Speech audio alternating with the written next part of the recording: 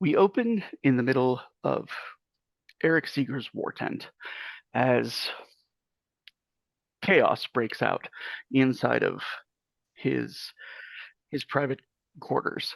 The Rosa had just recognized that the man walking inside of the tent was Alcide Mondavi, the man whose last name her family had stolen for years. And they were Mondavis as far as Mondavi himself was concerned until it was discovered that they were not. And Runa herself had recognized that there was something happening in the room before assassins working on behalf of Mondavi had dropped their whatever method they had been using to hide themselves completely from sight. There's a question of was there an intro? No, we're going into a cold open, which is the fight, and then after the fight, we're gonna go into the open and everything. So, the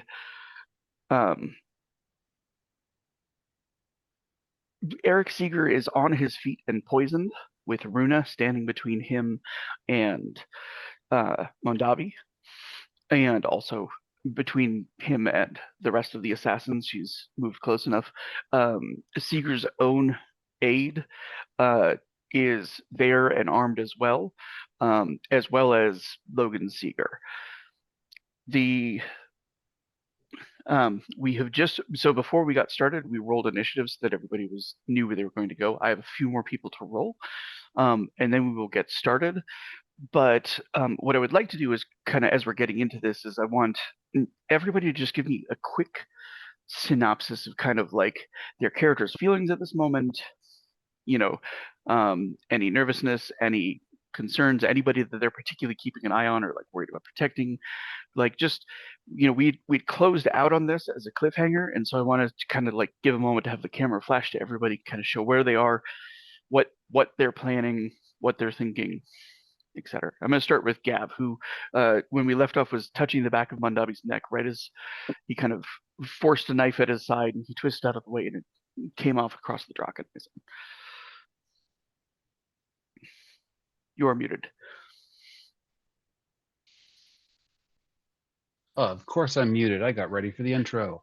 Gav is, first of all, recognizing the man at this point, now that he's got a good look at him.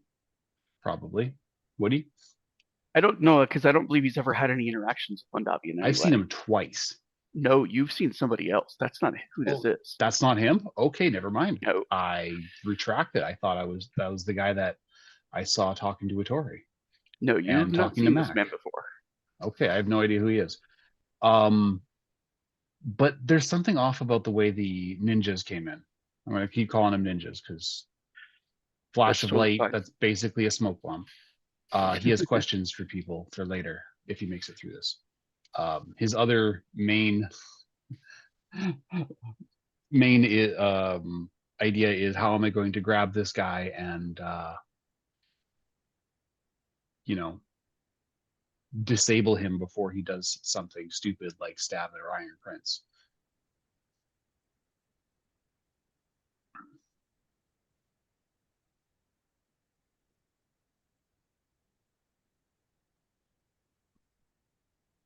So that's more or less what Gav's thinking. Go ahead and decide who's following you. I'm going to go with my buddy down at the bottom of the initiative order and hand it over to Hans. I believe we left off with Hans being one of the people that kind of kept back for this initial meeting, correct? Oh, that's right. He will actually not be in this combat because he was awaiting and he's ready to like start the actual fighting. So sorry, you will actually. He's awaiting a signal. Present. Yeah, he's just awaiting a signal for violence. Yeah, and that will come into play very soon. But thank you for being honest about that. I had completely forgotten that you were back on the other side. So,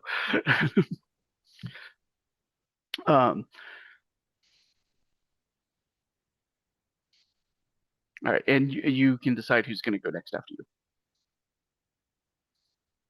you. We'll have Len go next. Well, first question is, would Len have been allowed to bring his trademark boar spear in with him? You were here as a member of the honor guard, so yeah, like they don't disarm members of the honor guard. All right. Well, then Not in Eisen, at least. Yeah. The immediate thing that Len is doing is putting himself between his pregnant fiance and as many of the knives in there as are possible, because they're probably poisoned. That's what assassins do. But also having a boar spear, he's trying to put himself between her and still close enough that he can maybe shank somebody in the ass meats to distract them. Okay. So you're close enough to Rosa to act protectively. Yep. Go ahead and decide who's coming next. Let's just go with Rosa.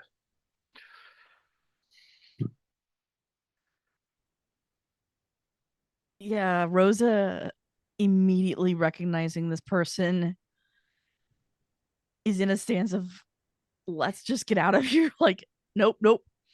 And if I remember correctly, she's like in the middle of the room because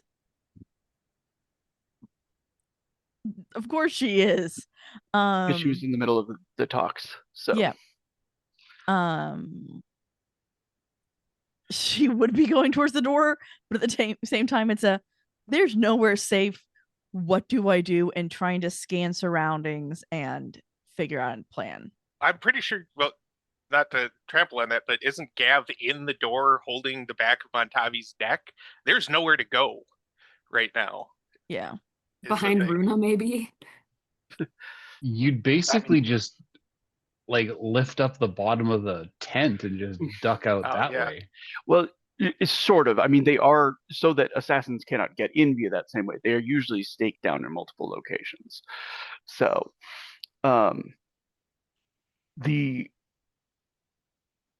which isn't to say that that's impossible. It might involve like cutting a rope or something on her slide out, but that is a possibility. But Mondavi had also signaled people outside beforehand. So there's no guarantee that outside is any safer than on the inside. Very true. But she does not know about people being motioned outside either. That's very true. The only one I believe who saw that was Gav, right? Okay. So all right. Toss it to somebody else? Yep. Honorine? She's moving closest, near it, as near as she can to like the closest fire, torch, hearth. Yeah, there are several small contained lanterns that are like hanging for light from the walls. That's all I need. That are emitting light that's like candle level. That's all I need.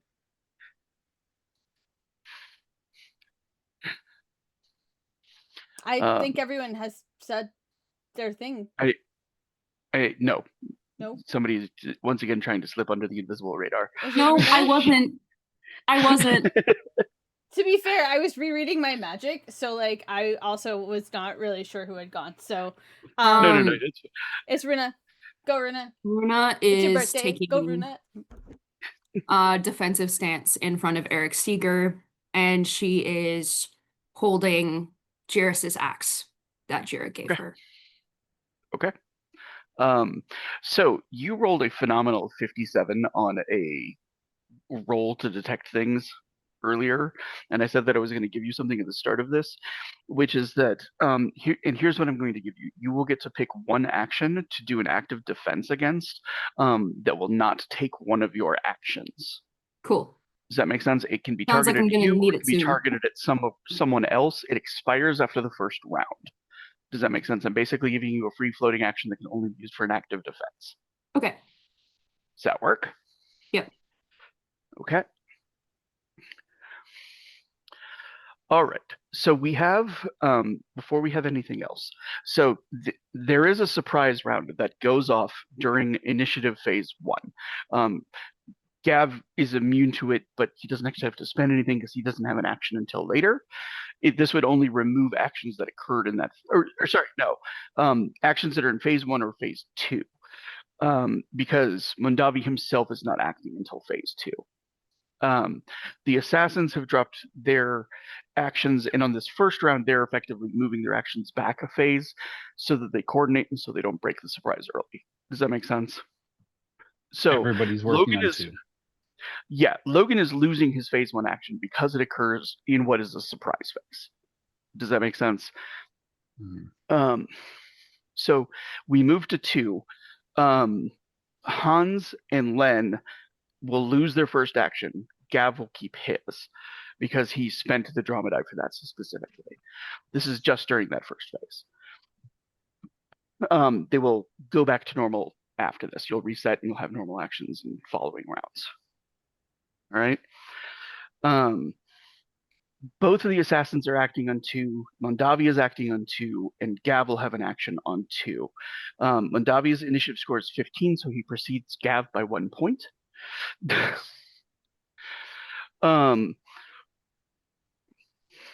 And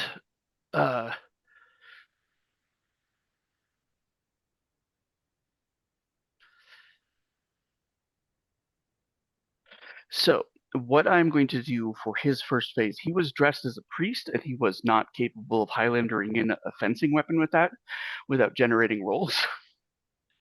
And so one of the assassins, one of their actions is basically going to be tossing him a saber that he catches out of the air. The other assassin is making an attack on Eric Seeger.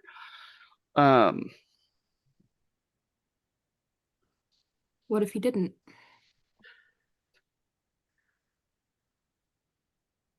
Well, let's see how he does first. And Eric Seeger is poisoned, weakened, and like No, he's he not. still gets. Okay. Sorry. It's like, yeah, I'm pretty sure he has, but you haven't pulled poison out of it. As an Sorry. action. No, I thought you were saying that this guy hits him. No. I was saying Eric Seeger has been poisoned, weakened, and he still just sort of like naturally comes up with like a punch to the assassin's throat as he's stepping in that staggers him and sets him back. That functionally serves as his fisticuffs method of parrying. Pretty effective. That is Mondavi's action is getting armed. The first 2 assassins have used their first action, and Gav now has his action. Okay, so Gav is going to attempt to put Mondavi in a bear hug. Mm-hmm. He gets 2 free raises for that. And it is, I'm just checking the rest of my notes here. Free raising, falling grapple. Oh, that's only on the brawn. That's on the subsequent rolls. Yep. It's a 1 free raise. And yeah, so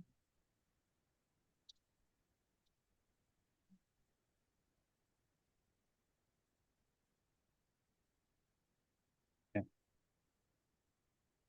Come on. So that is 25. So Okay. 30. Ties go to the defender. 30 is the target number that needs to hit him, and that's going to miss. I almost had you.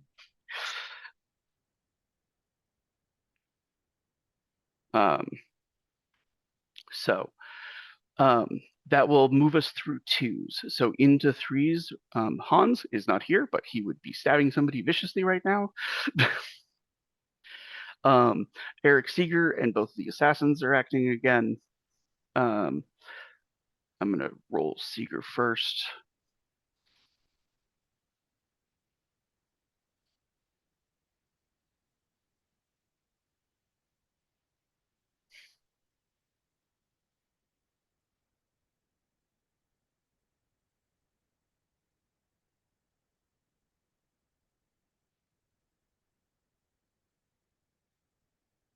All right. So he does hit the assassin. And he is using a heavy weapon as he does it, so that's going to be 6 keep 2. I'm supposed to keep my finesse, right? Yes. Fuck, I would have hit him. Okay. Because I only kept 3 dice. Oh, and you've got a finesse Okay. of 4? Yeah. Okay. Well, retroactively, you have a grapple on him. Establishing the grapple itself does not do damage. Am I right?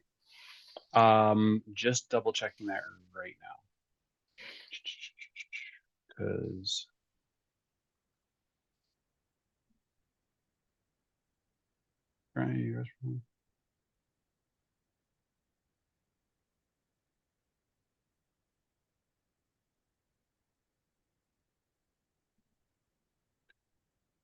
you're correct. It's the first action is just establishing the grapple. Okay. Seeger has a glancing hit on the first of the assassins that they managed to soak the flesh wounds of. And I'm just going to keep a running tally over here.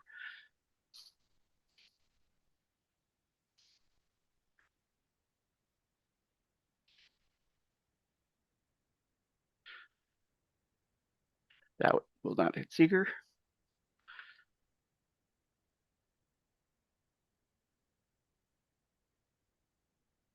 That will not hit Seeger either. Okay, so that moves us out of 3s and into, or out of 4s. No, those 3s that I did, right? Yeah, so now we're into 4s. So Honorine has an action on 4, and Gav has an action on 4. I'm gonna hold mine until after Gav goes, if that's okay. Yeah, that's fine. Would you do me a favor and just put in parentheses next to your H that you have a held action? Like next to my H? Oh, I can do it real quick. I'll show you what I mean. Like next to the H in my name? Oh, my X. Oh, okay. Yeah. I can do it. I can do it. Okay. Okay. Okay, so sorry, I'm just looking at Bear Hug and it's a little confusing on how I do damage. It looks like Okay, I'm just looking at. So as I recall, my read of Bear Hug was that it was something that went off automatically whenever the person you were grappling took an action. Right? Yeah. So like whenever they tried to get free or attack you or anything like that, you automatically got to do Bear Hug damage to them. And that you could use your wrestling to make further attacks while they were held, which is effectively like slamming them into things, smashing them with ground, the suplex, et cetera, et cetera. Yeah. Which is considered an unarmed attack, of the keep 1 variety. Okay. But, yeah. All right. So but it's still something for you to do with your actions. There's also no specific rule that says you cannot grapple more than one person at once. In this particular situation, I would say that Mondavi's the only one you can reach effectively. But yeah, because it's also a Bear Hug is against a single opponent. Mm-hmm. So, well, all right. So I'm going to do a brawn and my wrestling. Bring that skill up. It's 3. And then I get an extra 1K for being large. And I get a free raise. Okay. He has footwork as a specialty as well. So which means that he has no particular disadvantage when facing against wrestling as opposed to just sword play. Does that make sense? Yeah. So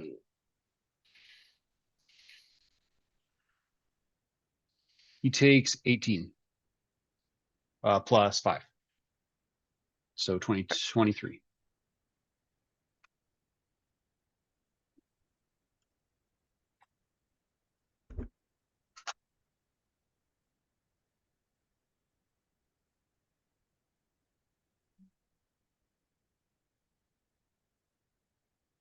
He soaks that. He's probably He has wishing he toughness didn't. and a brawn of 4. This is the first suplex since the bomb plot.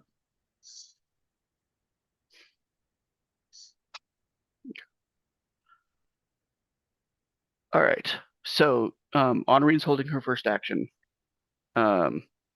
And so that brings us back to, so we're to 5 now. Everybody who has actions on 5, Rosa has the highest priority, so she gets to act first. Rosa,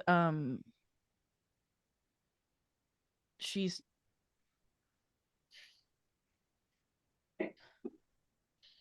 wants to see Mondavi's Arcana and Strands. Great.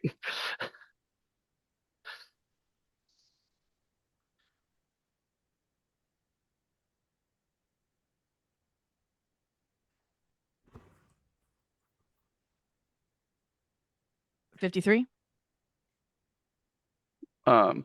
Yeah, that's fine. So he strands. He has strands of coins to the 2 assassins that are in the room.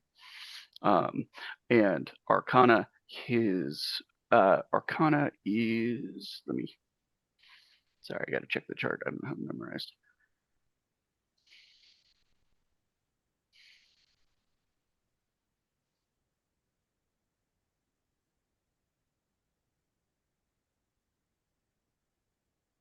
What do we need to talk also? Like, is talking done? Is it like a brief? You can say something on your action. It does not require an action. Okay. It's like you can like fire a gun and shout like duck or whatever.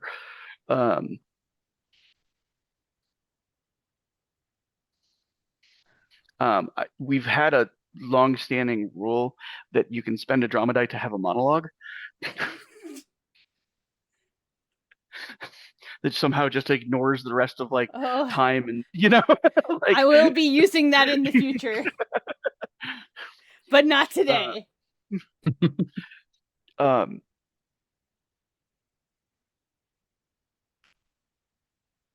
What did you get on your Arcana roll? 53. Okay, so he has his Arcana specifically allows him to make his Arcana look like something else. Okay, what a the bitch. Arcana that he projects. This is like one Arcana is capable of doing this, and only for villains, right? Mm-hmm. The Arcana that he projects is cowardly, and his actual Arcana is deceitful, which is the one that allows you to look like it's something else.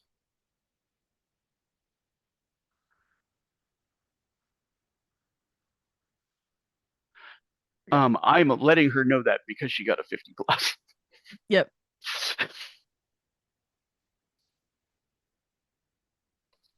It shows the Arcana and he's like winking. Yeah, he is fully like human and normal. The only thing unusual about his Arcana that presents is that like everything is in blacks and whites with like red running through his fingers. So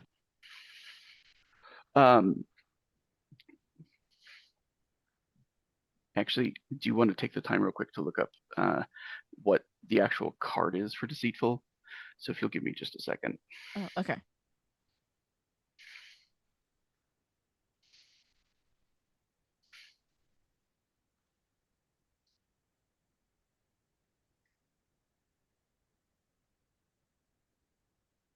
It is the moon. So the so the image that you see is kind of like of Mondavi with like the moon behind him, right? And he is holding a necklace of teeth, and the necklace appears to be made of blood. Okay. And yes, the role that she got meant she can see the deceitful as well as the cowardly. Yeah. So,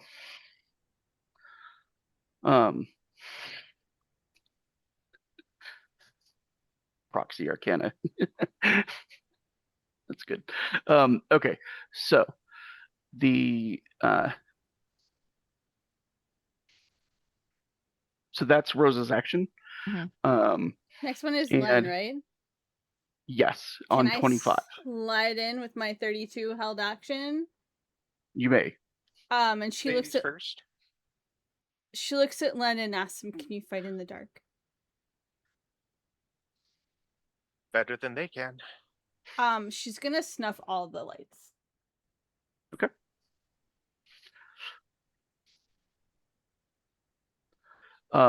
That's not going to require a roll from you. They can just go out. And so the tent just goes, it's just the light from the outside.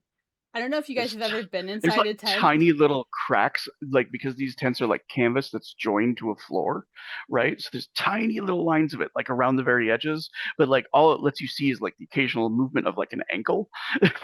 So Gav's got the one guy in arms. Len's got dark vision. Hopefully Runa's okay. Runa is the embodiment of Gateway. Yeah. Where was that guy that was dark stabbed? just Right there. I was wondering if that's how it would work. For dramatic effect, I'm going to say yeah. She can absolutely pick a target that she's seen of the three and know where they're standing and not have penalties in attacking them.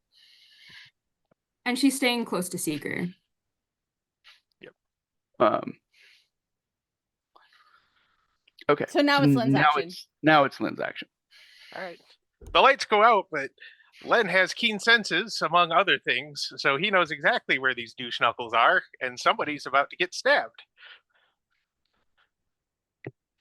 He's probably going to stab the one that threw the saber to Mondavi, or whichever one would be closer to him in this little theater of the mind. There's one that has taken 17 flesh wounds, and another one that is not. The one who threw the saber now has the flesh wounds. Okay, well then, yeah, we're definitely stabbing the guy who's already wounded. So that's going to be 9, keep 4. So specialty, so.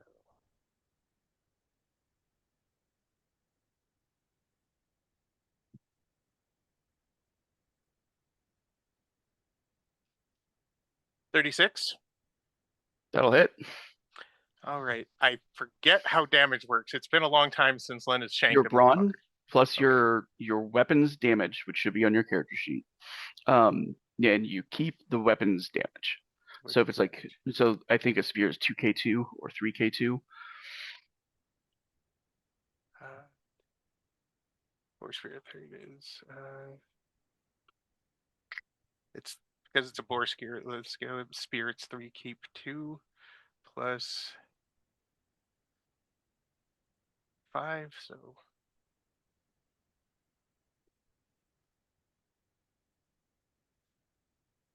15. Those are some crap rolls for as many dice as that was.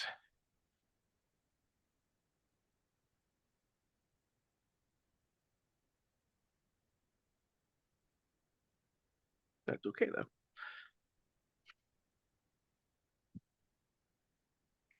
Okay, so you said the same one or a different one? The Same who'd one. been in? Okay. Yeah, we're trying to just down them. Focus on the damaged one.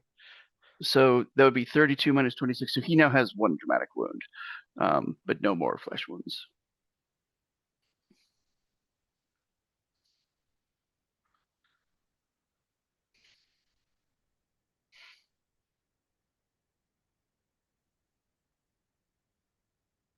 Okay. So that is through Len. That brings us to Mondavi,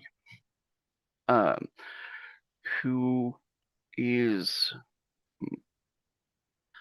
Let me. So I'm gonna need to roll all my rolls.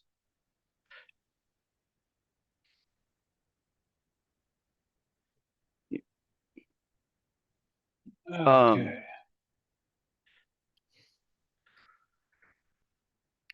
Mondavi is headbutting you.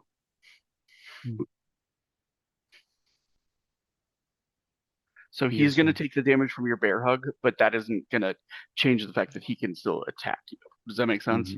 So he's also taking the damage from his own headbutt. Yeah.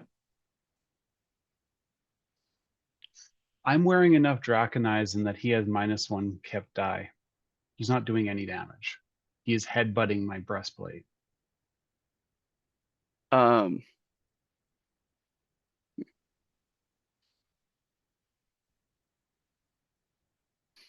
I'm still going to have him make the roll because he can potentially. Let's see, how many raises would he need in order to? So for him to get enough raises to give himself an extra kept die, because the headbutt is it 0k1 or 1k1? You have it in front of you, right? It's 3k1. Okay. But so you he take needs, a 1k1 on yourself plus Braun. He's not too worried about that. So he's going to call 4 raises, which will push him up enough to have a kept die of damage if he manages it.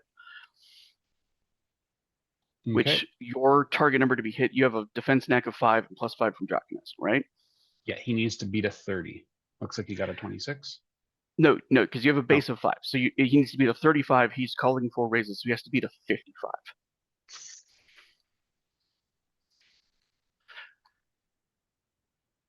Which is ambitious, but yeah, he did. Very ambitious. I mean, it was worth a try, right? Yeah, and it's also he's gauging how skillful his opponent is too at the same time. Yeah. And so he doesn't take any damage from that. And I believe because he didn't connect, he didn't headbutt effectively. No, but he does get a.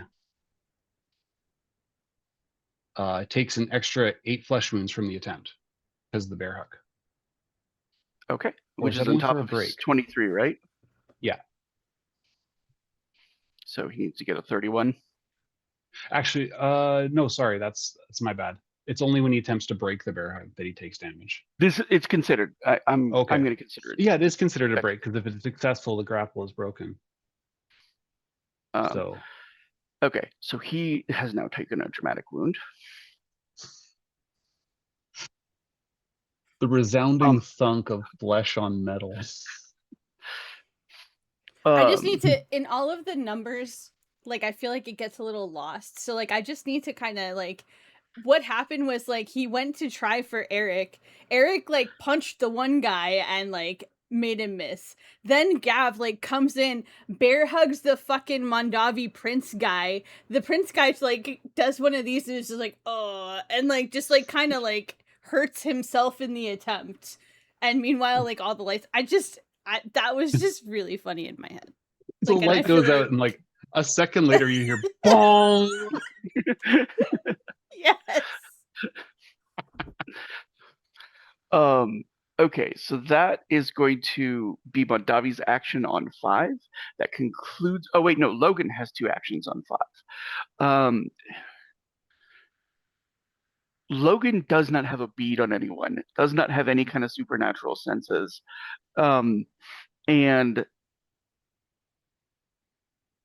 is not darkness trained. He can hold his actions. He can hold one of them. You can only hold one action at a time. Yeah. So what he's going to have one of his actions held, and the other one is just going to go away, and that's fine. Like, you guys already kind of have an advantage in numbers here, so he could take an active defense. No, he has to be actively defending against something for that. Nobody's attacked him. Oh, I see. So he's holding one to use as a potential active defense, and the other is just getting discarded. So that moves us into phase 6, in which Honorine will go first with 2 actions. Oh wait, no, Runa has 41 and she has 2 actions. She gets to precede everybody. So are both of the assassins up here at Seeger? Yes. One of them has a spear in him. One of them had the headache. No, it's Mondavi has the headache. One of them got punched. Yeah, it was the same one who's got a spear in him. Runa's. I'm gonna go for the other one. Okay. Are you just making 2 straight attacks?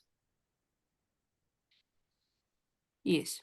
The Leaguester style is the whole held action thing, which in this kind of thing, when you have the advantage of numbers, might not be worth waiting. No, it's not, because also no one's attacking her. I don't know if the attack on her is that important. It's because what you get the benefit from is your actions moving later and later in the phase. For each Yeah. of those, you get an unkept. So she doesn't have to specifically be attacked for that. But you do have to use at least one of your actions right now. Yeah.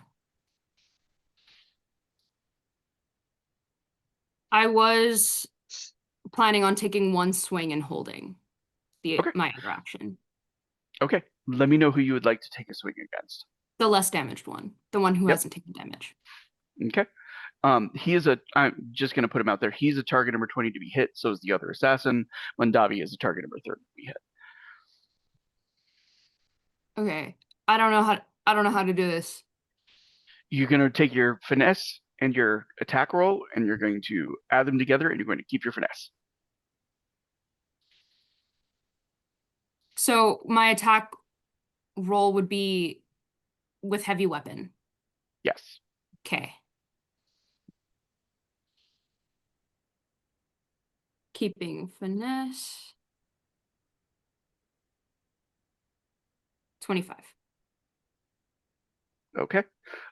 Yeah, that's going to hit. They don't have any actions to actively defend. So go ahead. Your damage is your brawn plus 3k2.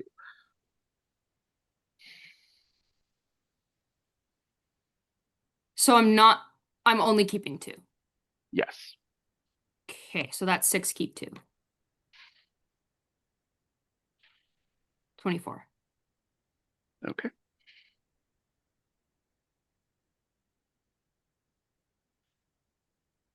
Okay.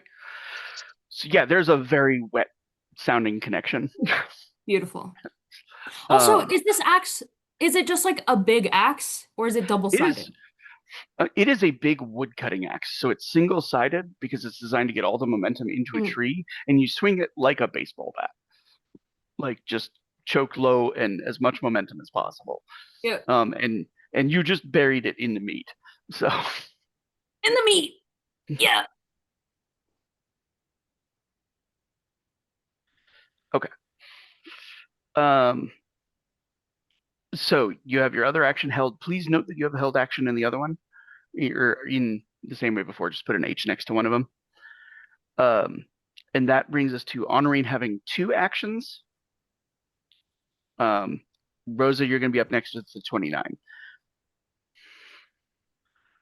How many actions does it take to load a firearm? Remind me. What is your firearm skill? 1. We had one? this conversation. Yeah, sorry, I didn't have time to check back. It's okay. So to load a pistol takes 20 actions, and Jesus. each rank in your firearm skill reduces it by 5. So it would take 15 actions to load a firearm. Yeah, that's not happening. She can fake it and use a pistol to like send flame burning at somebody with just the sparks going. Because all she needs to do is make a spark, which she can do with the hammer, and she can direct the flame to come out of it. And effectively turn any pistol into a flamethrower. Yeah. It's true. That's kind of why I chose marksman, because firearms are really useful around Honorine. She does have it out.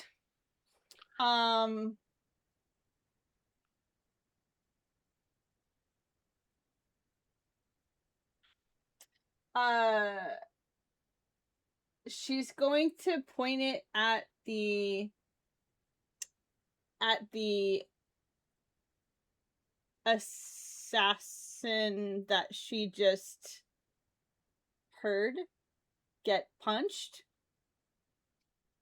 and flamethrower them. Use the one who got punched, not the one who got asked a question. The one that just made a noise, because I don't think she can actually see in the dark. That is true. So go ahead and make. I'm going to have you actually make a quick wits roll. I don't think it's going to be a challenge for you given your wits, just to make sure she's targeting properly. And then you can roll your attack roll afterwards.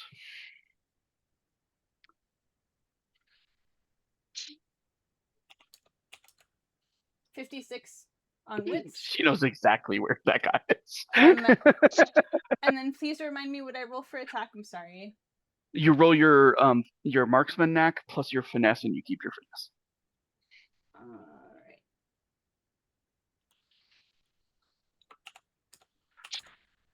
right. $33, which hits if I remember correctly. Yeah. Yep. Okay, so the base damage for a pistol, is 3k2. If you use 2 at once, it's 4k3. You don't, however, she's not doing that. She's actually using her magic. So her magic is, what is her feed rating? Feed is at. She's really just looking to set the guy on fire, actually. But that's what I'm assuming. Like feed is at that 5. she's. Oh, Jesus Christ! So that means she can take a spark and turn it into a 5k5 flame in 1 attack roll. She can set him fully on fire. Yeah. She is mindful of the fact that they are in closed so she's like being a little restrained and only going for like, I don't know, maybe a 2. How about this? Do you have an ability for like shaping? I have I mean, there is like hurl fire, and I can make a flame serpent, and I can make fireflies, and like, so I think it's implied that she can shape the flame. Let's just have you roll your finesse in your hurl fire. Okay. And use that's that. Much lower. Well, no, I'll let you keep the attack roll that you already had. But I think the hurl fire has a specific damage set that's with it, right?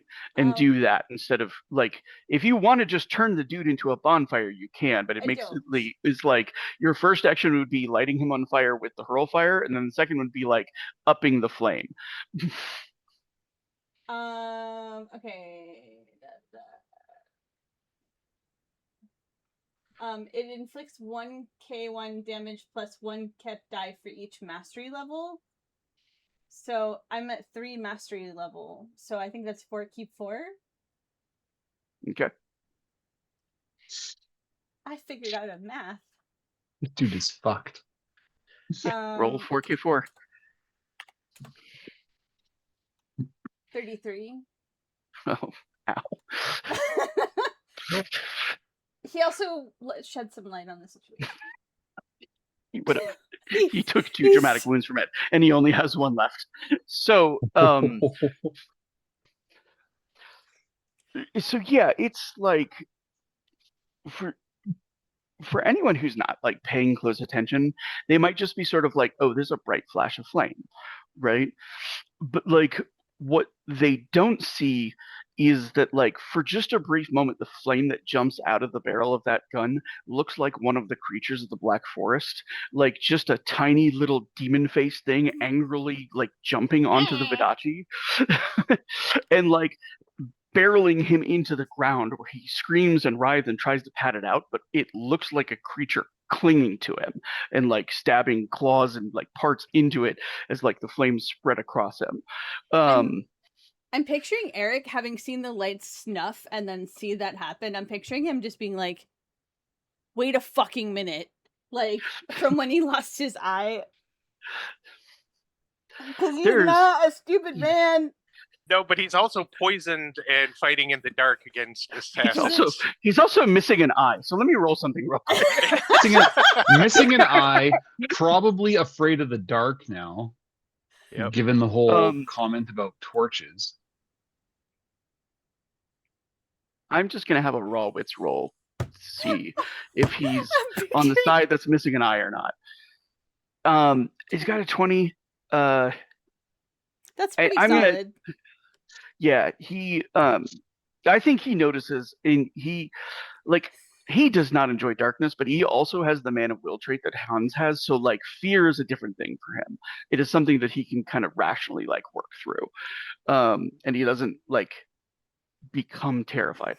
The assassin that is against him, though, is a different story, and so we're gonna have a little roll for him.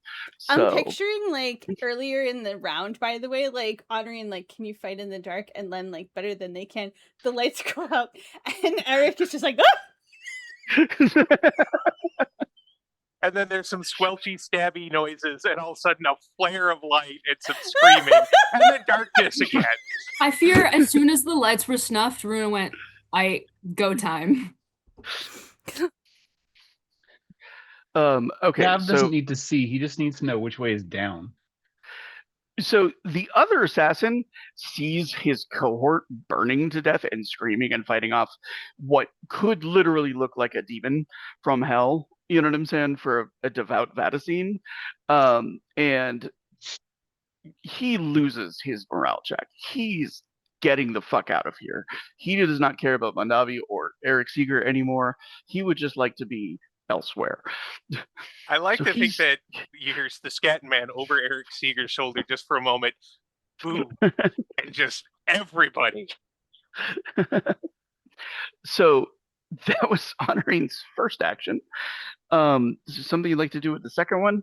I was gonna hold it. Okay. I think that's enough for one action. No. I'm gonna mark that. Okay, so Eric Seeger is going to take his action. He is still an AK5 on his attack roll, or AK3, not AK5.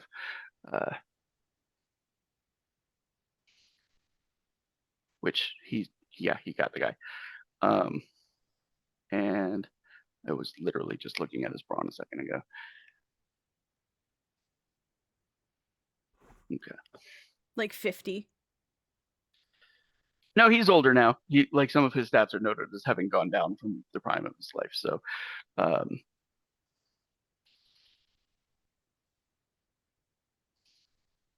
okay, he as the other guy is like getting prepared to leave, his head comes off with a slice from Eric's weapon. And I am going to conclude combat there because Mondavi is in a hold. His two assassins are dead. There is combat that is happening outside of the room, but the immediate danger has passed. And I feel like at this point, it suits us better to like do it narratively than go action by action. Because there are going to be 4 blades at that guy's neck. Plus, maybe another demon bullet. Who knows? Well, so I held the one action because it takes 3 actions to do fireflies. So I was gonna have her the next time she had her 2 actions, like illuminate the tent back up. So that's a thing that I was gonna do. Okay. So but the danger is not over because outside you can hear the sounds of gunfire, the sounds of fighting opening. Hans, you can hear it across the way, and I assume have a telescope, not a telescope, just like a spyglass. So I want you to go ahead and make a wits and command roll. Okay.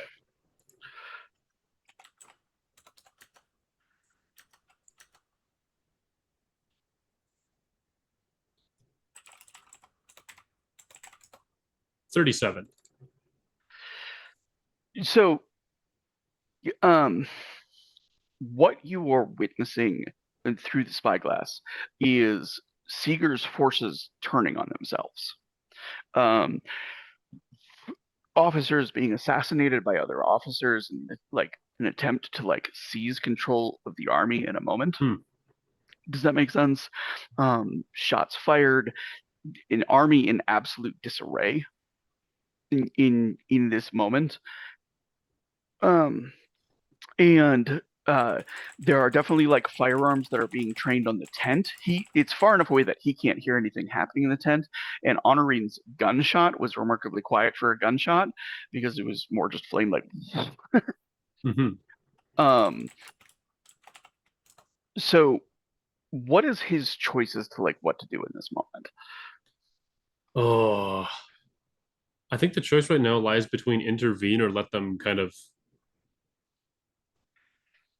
deal with it themselves and clean up the mess afterwards. with his 30, he can tell that what is happening is that a loyalist force that is considerably smaller than the totality of the forces is trying to seize control of that army through fear, through taking out like ranking officers and everybody who would be in the line of command for like an overthrow. Okay. And yeah, Logan is in the middle of all that stuff, so Because I can't detect combat at Eric's actual like commander tent, but I can no, see because that no, but you can I definitely can see see it that is like it is the the centerpiece army of like is where yeah, it's happening around that tent. Like that seems to be the okay. focal Okay. point of it, and spreading outwards, which makes sense because the highest ranking officers are going to be the closest to Eric's tent. Mm-hmm. Um, Okay. I'm gonna gather up my honor guard of Posen's people and go get the rest of them then. Yeah, Okay. I'm gonna bring the full force in and try to stomp this out. Okay. Over time. With the group that you have with you, because you're acting with surprise, you can cut a path to them to make sure that everybody has a way out. Does that make sense? Without engaging the army fully at this time, because that's a whole thing, and that'll put us into a mass battle. That's true. That's a good point, actually. Okay. Yeah, I'll go with that. They are hardened cavalry charging into disorganized, infantry forces that have never fought hardened eyes and cavalry. Yeah, before. This is only like 50 cavalry he's committing, not like the full 5,000. Like the honor guard that he brought to kind of show we have Posen's support. So and honestly, I'm kind of just relying on the fact that they're here at all. That they're just like even these 50 like nation feared soldiers are showing up out of nowhere to kind of whip these idiots into shape. Okay. Get them to listen up and sit down for a little bit. Then I would like a resolve and commander roll from you as just the sort of terrifying charge to break open a path to get everybody out. Okay, resolve and command. All right.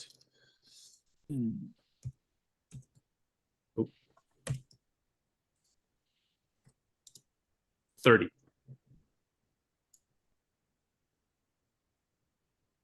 Okay.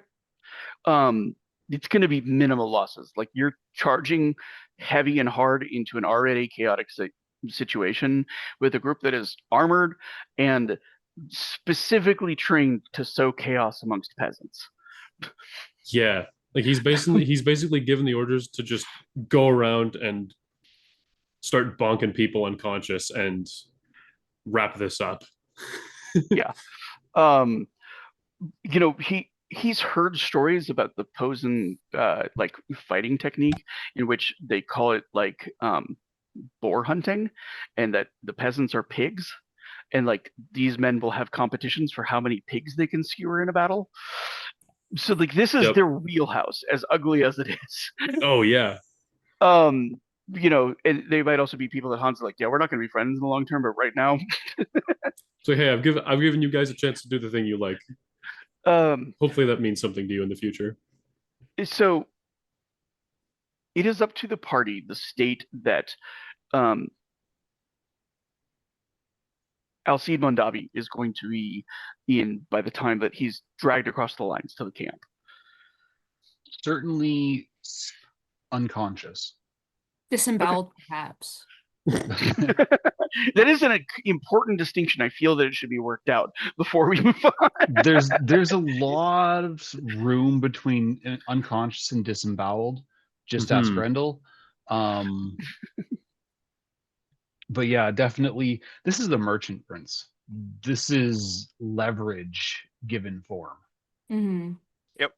We're stripping him down to his underwear first, though. Possibly even Who's taking really the good underwear. at tying knots? That's not something you likely have the time to do in the midst of a battle, while trying to escape at high speed. Like you can certainly like strip the belt off his robe and make sure there's nothing under it, but like it's not a nook and cranny kind of crevice search time. It's a throw somebody over the back of a horse time. Yeah. Well, they're definitely taking his belt, any rings we can get quickly, and then hog tying him.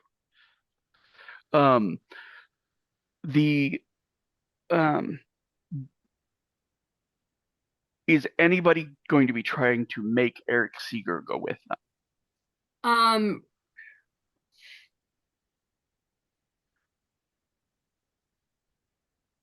I'm talking physically and forcefully, because otherwise he knows that he needs to put down what's happening, or else like his army's going to eat itself. So, and there's no part of him, no matter how anything else resolves, that is going to let his army just kill itself. Honorin's not trying to force anything. She's hanging out with Logan, though. Okay. He doesn't have long, though. He needs to remember this. He's dying, and then he's doubly dying at this point, even without poison knives. That's not how arsenic works. Well, no, he already had cancer or something, and then he got the arsenic. Does he have any dramatic wounds? Say that again, Runa. Does he have any dramatic wounds?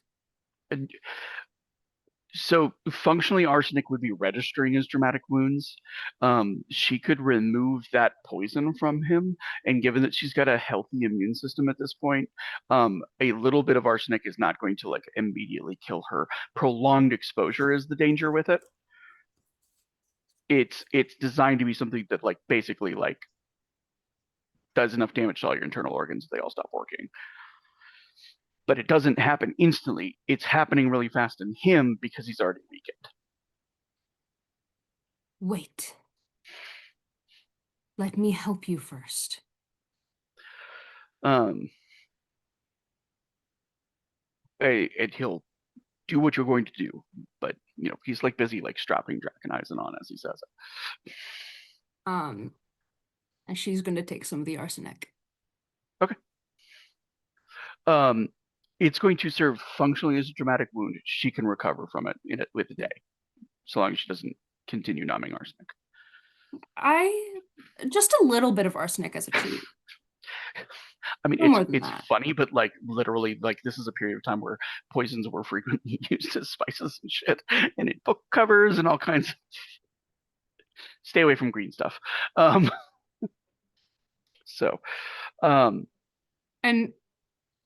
she's gonna stick by him just to make sure that none of his forces are turning on him. Some of them are absolutely turning on him. That's what he's here to stop. I still have a free defense. So if that was going to expire after a round, but no, she's finish. I assume that she's going to leave with her group when doing so, unless she really intends to stay there through the fighting.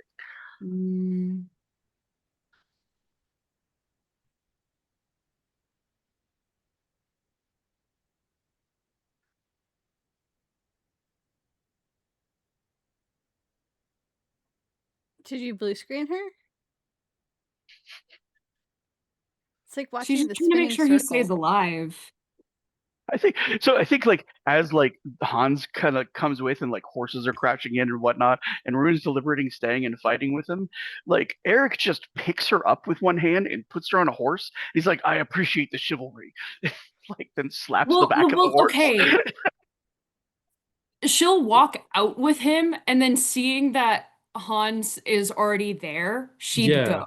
Like, as far as I understand it, your choices are to try and one-man an entire revolting army or to leave with the rest of us. Girl, no. Yeah. Certainly not. I think I was just unclear as to what was going on. So basically, he's going to be seizing control of his army back by virtue of, you know, force of personality and stuff like that. So, like, it wasn't going to be a one-manning situation. He has loyal commanders. He needs to find them, unify them, organize them in the face of a prepared ambush, which is what he's doing right now. But it actually makes things easier if you get the fuck out of his area during that time. That's the plan. Len is absolutely getting Rose up on a horse. Yeah, and Rose is getting out of there like, no, thank you. Was there a carriage? Should we get her out? I think you guys are abandoning the carriage to get back. Like, just because it has to be fast. Got to be real uncomfortable for Rosa. They don't turn around real well. Yeah. Yeah, the cavalryman who is like bonded to his horse, who pulls Rosa up and onto it, kind of like has a moment of like, we are not both going to fit on this. And he gives up his horse and gets onto another cavalryman's horse with him so that she can have her own. Oh, no. You best live now. He still takes the reins and like leads it for her, not knowing if she has any skill as like horseback. But I figured they have to do the same That's for a nice Gav. horsey. That's a nice horsey. There's no way Gav is riding, pillion with anybody else, even on a war horse. So I feel we like there's didn't, some and we horse forgot to bring shuffles. Clydesdales. So Yeah. Bruna can ride a ship real good. I mean, these are German war horses. They are big. So, however, we are an hour into the longest cold open I think we've had yet. But I think we got a whole lot accomplished, given everything.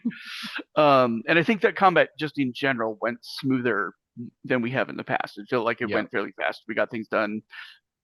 DC's got to kick some ass. So, thank you, everyone. Welcome to the Shadow of the Wachtturm. Our producer tonight is one of the moderators of Dirty 20 Gaming, the delightful and compassionate Gloriosa. Our lore master for the series is the beautiful and benevolent Cinda. Before we get started, I wanted to give a content warning. While the spirit of 7th Sea is swashbuckling adventure and shadowy intrigue, the story will deal with mature themes, including death, loss, suicide, and grief. Eisen, our setting, is recovering from a 30-year civil war over religious differences. It may get dark sometimes, and there's no shame in bowing out if it's not a place your head can go at the moment. So without further ado, I'm going to have our savvy swashbucklers introduce themselves, starting with Hans, because I think he had to take the most backseat during all of that. Hey everybody, it's me, Rory. I'm playing Hans Reifenstahl tonight, in case it wasn't obvious. Everyone's favorite sprinting, slashing soldier boy. You! Who's actually doing soldier shit for once today. I'm going to tell you all really, really fast, really super duper fast about Tuesday game, Rise of the Temple. Summary in as few words as possible is D&D, multi-decade world, tons of lore, complete mishmash of characters, as always, and run by the amazing True Shadowmancer or Shadow. So check it out for so much fucking lore and intrigue. And that's about it. Hot potato to glory. Hey y'all, I'm Blaze of Gloriosa, better known around here as Glory. I produce on this channel 2 nights a week, on alternate Wednesdays for Master New Generation Oracle Force, next session this week, also on Thursdays. I mostly am going to talk about Wednesdays. So we have Oracle Force, which is our teenage superheroes making bad decisions and then blaming each other. That's on alternate Wednesdays. And then on the other Wednesdays, we have a game that I'm told is not consisting of pigeons, like I thought. They are a squirrel, 2 raccoons, and a very angry badger, I assume. I literally know nothing about it's Humblewood or Humbled Heart. I really need to learn more about the other Wednesday game if I'm going to talk about it. I apologize, but it's run by Hellhounds, and I'm told it's a wonderfully adorable story. It's probably the most wholesome story on our channel right now. A pigeon, a magpie, a chicken, a skunk, and a caribou walk into a bar.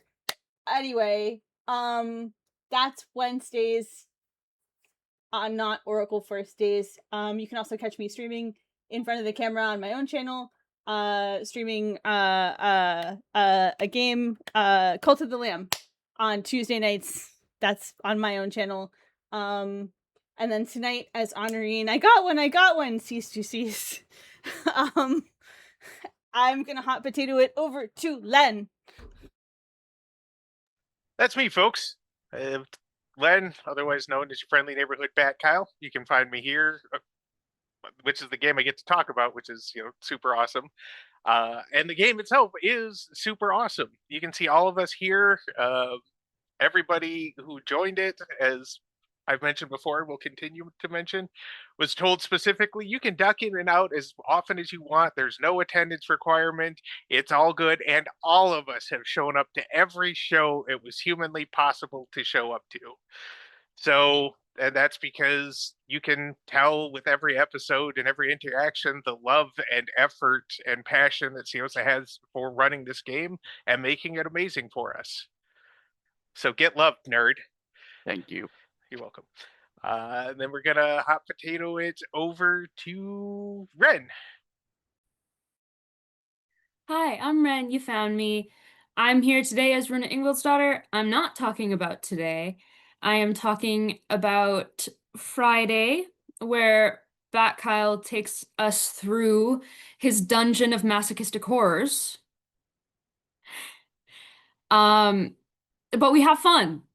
We have fun, and we've all chosen to be there. Speak up.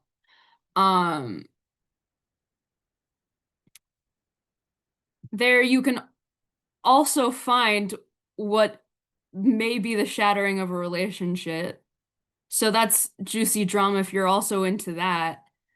Come for the horror, stay for the interpersonal drama. It's wonderfully narrated. Bat Kyle's a great storyteller. Yes, other than a nuisance, he's a great storyteller. And that's the Friday game. I definitely recommend you watch it. It's so fun to play, so I can only imagine it's fun to watch. I'm gonna pass it on over to Gav. Have you gone?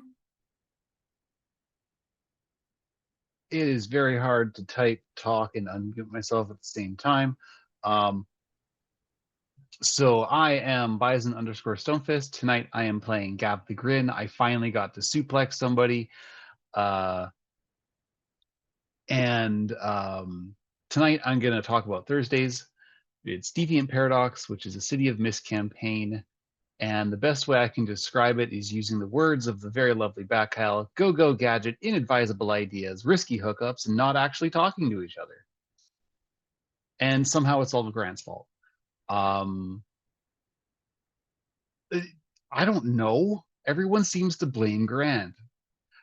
But yeah, it's a great show. I call it our CW show of the week because it's mostly interpersonal drama, relationships, and people keeping secrets.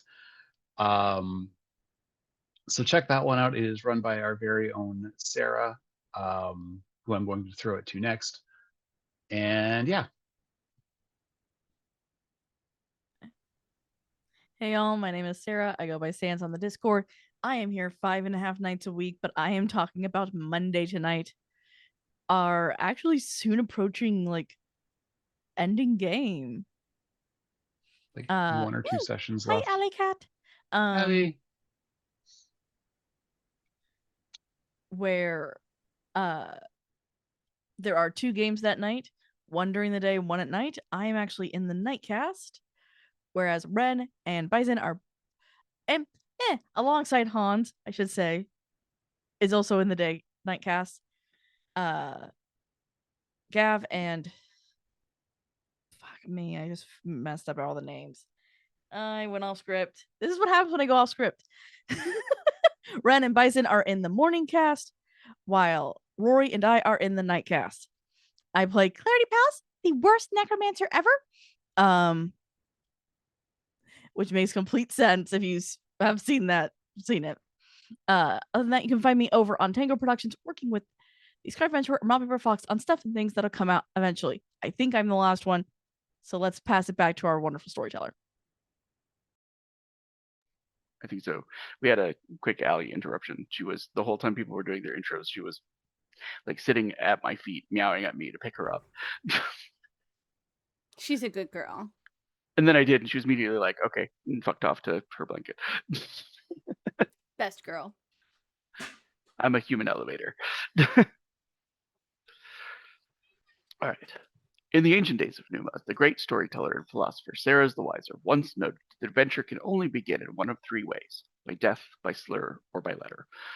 To begin without one of these incitements is folly, tobacco best described as an indiscretion, a dalliance, or an escapade.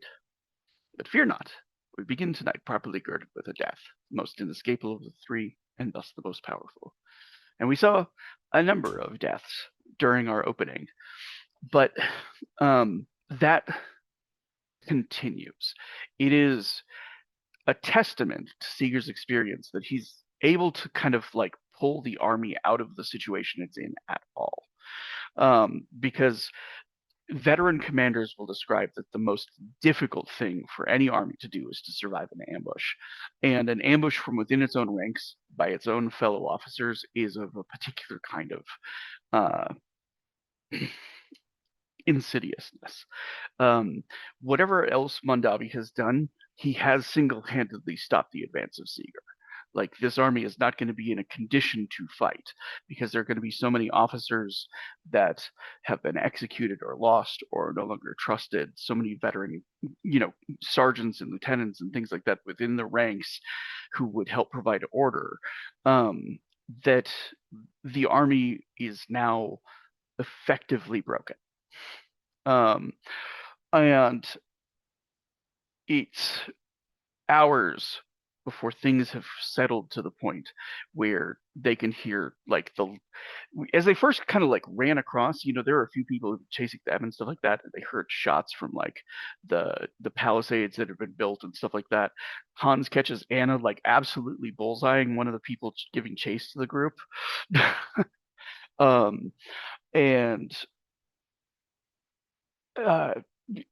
but hours later, the gunshots they're hearing are the executions of the traitors, of those who are trying to overthrow the army. And the horse of Eric Seeger and the trusted lieutenant who was with him, like inside, appears in the no man's zone under the flag of. It's not the flag of Parley. He's carrying a white flag.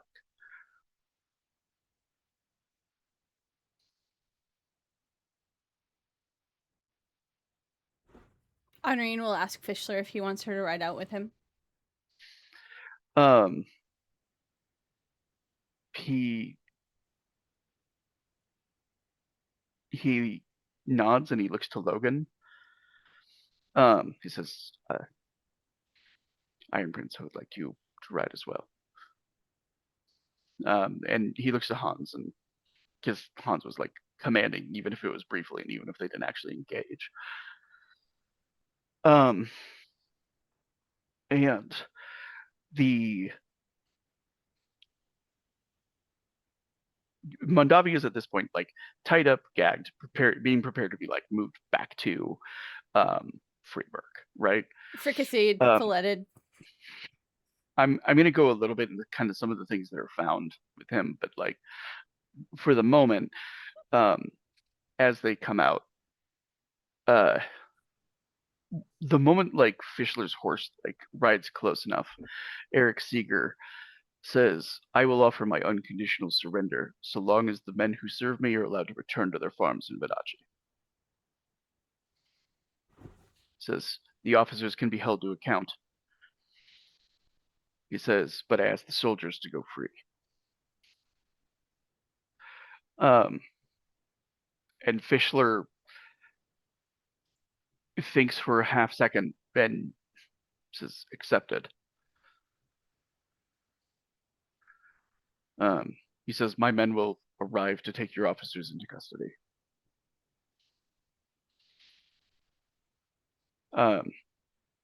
He says, "It is not our norm to charge officers for carrying out the orders of their superiors, but I understand that at least one officer disobeyed your orders in order to take the life of an Iron Prince." And Sigurd nods. He says, "That officer is already punished." And the way he says it makes it clear, like, there's nothing left to punish. So he says, "I will accept any confinement," he says, "but I do not know how much time I have, and I would like to spend it with my son."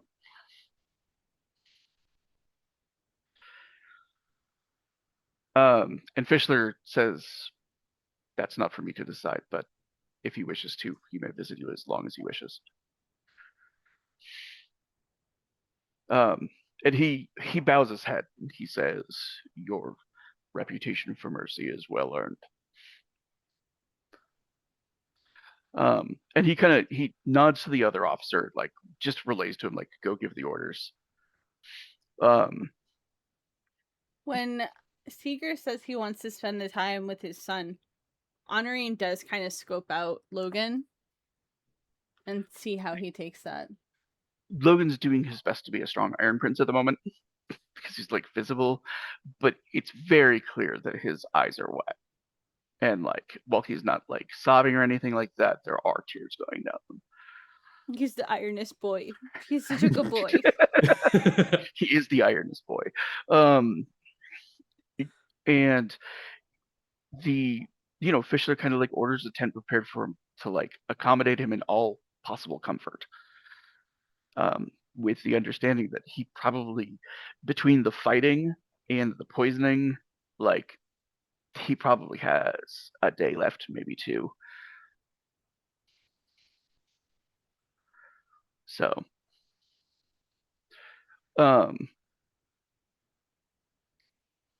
those who took the time to go through Mondavi's things, he was pretending to be a doctor, right? And so he has all the accoutrements of that, like surgical equipment and medicines and the like. It's when I'm actually going to give this to Runa as she's kind of like going through his like medical bag just to kind of see. She finds there's a false bottom in his medical bag, and when she opens it, there's a collection inside of it. It is of I forget the name of this tooth. I think it's bicuspid, like the one that actually like tears. Canine. Canine, thank you. It's a collection of some 250 human right canines. Disgusting. The tooth fairy, you guys. What a peculiar thing to keep. Yeah, it's like trophies. What's that? They are trophies.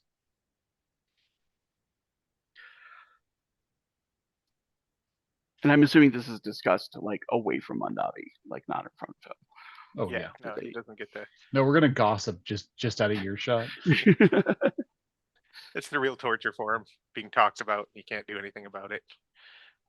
I think he's getting a real hard stare from Honorine, but not chatter. Yeah. Yeah, I think he's in a tent because he is a merchant prince. And right now there are quite a few people who would like to kill him from Seeker's army. So he's under protection. And that protection is also sort of like done in such a way that like he's in a tent, but the windows are open so that anybody can see in and see where the guards are, see where Mondavi is, so that there's no like foul play that can occur in secrecy inside of it. Oh, and knowing what Len does about Porte, even if he forgot the thing about pregnant women going through it, he's gonna like push for everything to be stripped off this guy. He can have new clothes, but he doesn't want him to be able to keep a single thing, up to the point of like running combs through his hair, and like checking him over for a callus that he might have slipped something into. There is only one thing on his person that he actively resists being taken from him, and that's because Len will recognize that it's the signet ring that recognizes him as a merchant prince. Yeah, he can have that back later. And he can do like a quick kind of like check on it, and like it does not have any kind of concealed anything. Does that make sense? There's no concealed poison or needle or anything like that. He's more looking for a blooded object. He doesn't see any signs of that on him, and the thing that he can do to prevent a blooded object from like being used to carry him to safety is to just put two mirrors into the tent facing. I was gonna say we're just gonna mirror that bitch right up. Okay, he can have the ring back after we get the mirrors in place.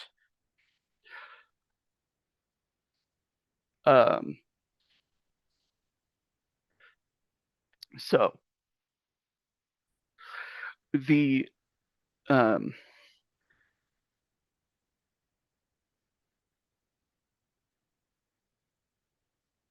it's probably going to be days before like the whole army is sort of dispersed and whatnot. Like they're not being given pay, but they are being given enough food to like go back to their lands. Um, and during that time, there's sort of like plenty of time for people to sort of interact with the Vidachi themselves. Um, they they were soldiers that were drafted.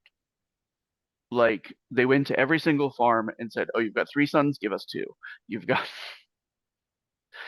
it was of that sort of thing of just like they were being told, and then they went to Seeger, and Seeger's charm was that like, yeah, they worked really hard all day, but then they like got to drink and hang out and visit whores and do everything else. So that like comparatively, army training is more fun than working a farm in this era. Yeah, you spend a lot of like hours working out, but like so same thing on a farm. And he managed to like inspire like the idea that like they would be the leads of like a new army conquering like the ancient Numans did, that like conquest was in their blood, and they drank it up because they'd never had any kind of taste of glory, and like all of the stuff that like a bunch of Eisen would have been like, yeah, sure we do. Like after 30 years of war, these were Vidachi who kind of like were excited by the idea of it, right? Um, and Mondavi himself is so disrespected by his own people that like the idea of switching to a different prince wasn't abominable. Like the idea that he might go back in and take over Mondavi lands, they didn't get the part of the stories where he burned his own farmlands. You know what I'm saying? And like committed all sorts of atrocities on his own people. They saw the glorious warrior prince, and they got swept up in the charisma of it. Things took a bit of a sour turn after going into the Black Forest, but that was a small group. And the rest of them now kind of like having taste real fighting, having had those who had been persuaded by Mondavi to like turn, and basically convinced that if they didn't turn, terrible things were going to happen to their farms and to their families and stuff like that. Like this was their only choice to survive it, and being given the impression that like the rift of traders was much larger than it appeared. It brought out all the natural like Vidachi paranoia. Whose side am I on? How many have already been turned? Even if you'd only turned like 100, they might think that it was thousands, because of the secrecy that is normal in Vidachi life, especially in regards to the merchant princess. He had managed to subvert some 50 officers, but in the chaos, that actual number mattered much less. Because in general, when their sergeants started firing and claiming those guys over there are traitors, their unit just fired with them. Because that's what they had been trained to do.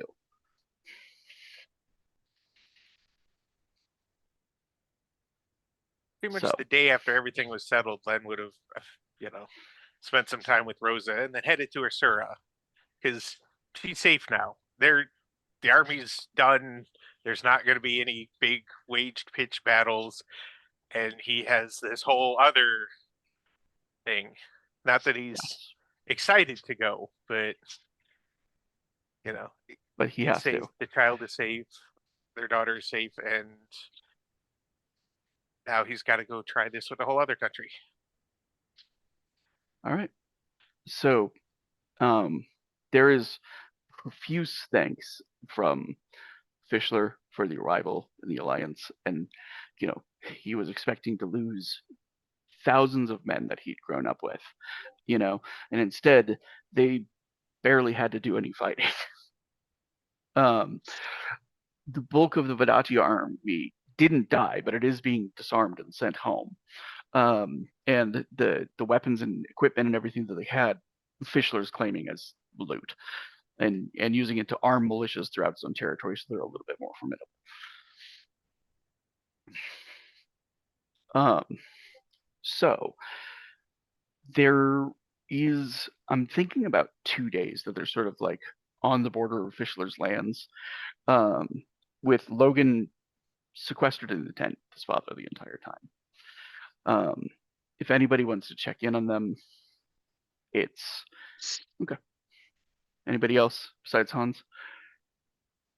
Honoring will Okay. bring them like tea and make sure that they stay like fed and stuff like that. Yeah. Runa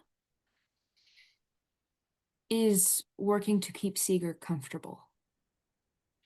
Yeah. Palliative. He's one of the grumpiest patients she's ever had, but it's in like a really affectionate way. You know what I'm saying? like in the sort of like, stop wasting your time on me. Runa's response would be, no. You don't tell me what to do. Exactly. You're not my brain. Yeah. Not to bust me. Yeah, and you know, he very grumpily to Logan, like, if you haven't figured out a wife, this one's good material. Gestures at Runa. He's not wrong. Thank you kindly. Um, And like if Andrian's there when he says that, she'll say he's not wrong. and they have, you know, eventually they're kind of having like a lot of their conversations like in front of others, but it is sort of like just a lot of going through things and then reaching a certain point where they realize like there's no need to like rehash things. Does that make sense? Like Logan just wants to spend time with his father. Eric wants to spend time with his son. And you know, there's like a couple hours of sort of like him telling war stories, and like a few times at Logan's dinner, Jackson is like, "Is any of that true?" And Eric is like, "Honestly, I don't even remember anymore." With the sense of like a story that's been told and retold so many times to become, you know, a great story, but like the actual. But he does also tell him some things that he probably wouldn't have told anybody else, you know, of his first battle, of his first experience of like pissing in his boots as, you know, waves broke around him, and that he was just as terrified once, you know what I'm saying? And that, you know, explaining that in his letter, like the thing that he was most proud of his son was his son choosing another path, one that wasn't war, one that wasn't the things that he thought were best for him. Um, and he believes deeply that it's a sign of a changing Eisen, one that might be about more than swords and cannons and the like. And that This is Logan, perfect. he thinks, is the person who's going to bring that to be by shepherding those kind of things in Freeburg. And the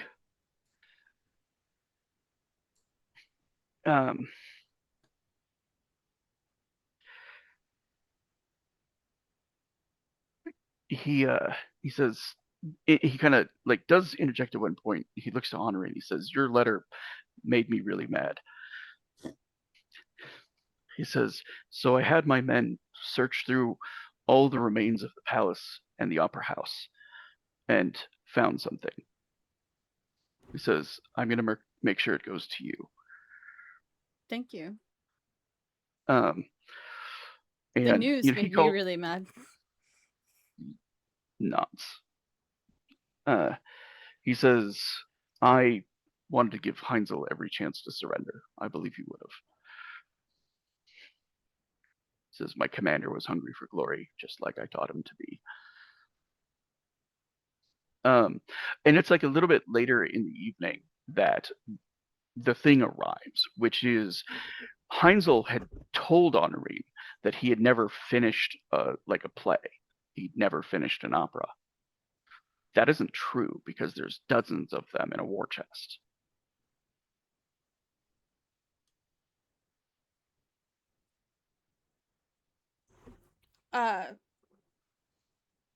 Wow. It survived the fire? It wasn't in the burning building.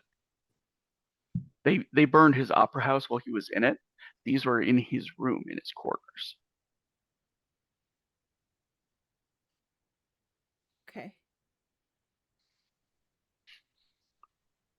Honoring is just fucking delighted.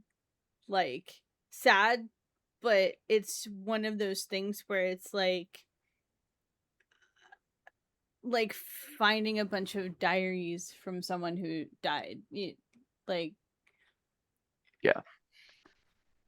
just clearly incredibly touched and I don't know, delighted isn't the right word, but like very grateful that that she has them. And you know, she understands that like Eric's giving it to her as like what apology he can make. And after a point, Eric looks to Runa, looks to Hans. He says, "Leave us." And Runa can tell with a look that he knows that it's his time, and that it's coming. And I think Rosa, with her black strands, like she can feel it, like a distance away, like just sort of knows when his strand has taken him.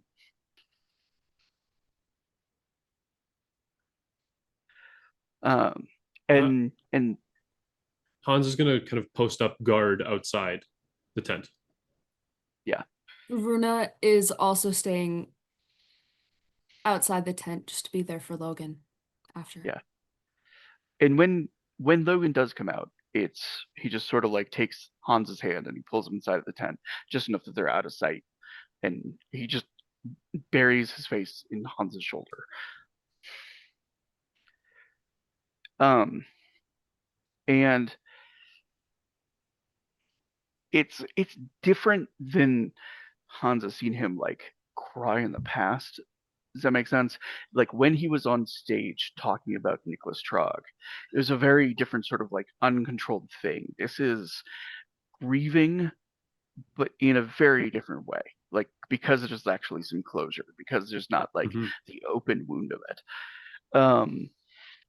And because there's like a sense that like his father, for whatever else, is like at peace now. In those last few moments in which he got to tell him that he thought his son was the future and not ashamed of him. And strangely, the thing that Logan thought that he'd been most cast aside for, which is like his attraction to men and the like, never even came up. It was never a consideration for Eric. Wow. I think when there's an appropriate moment, he will just kind of stand before Eric and whatever kind of repose he's in, and he will say a small prayer and then a bit louder. The greatest indicator of a man's strength is not his actions or his bravery, it is the ability to change, the ability to admit when one is wrong. Says, I am as stubborn as him in my own way. Says, but if he can change, then I can too. Indeed. There is change all around us.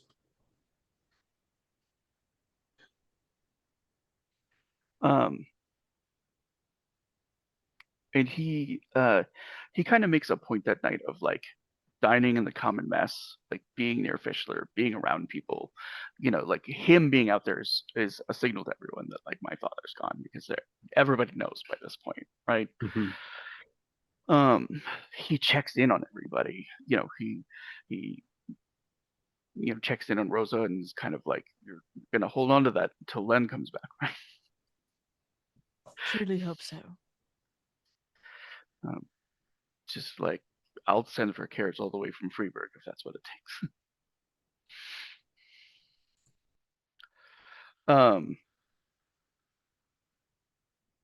Mondavi has not really been like ungagged at this point or interrogated.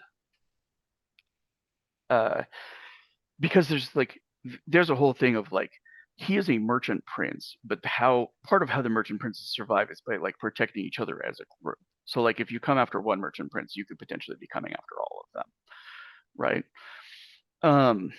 And so there is an open question of like what to do with him. And like it's the thing that he has is like the signs of like a sadistic serial killer, somebody who killed for sport over and over again. During the 2 days, I do think Honorine wrote a letter to be sent back through Porte to Ettore that he was there, that they had him.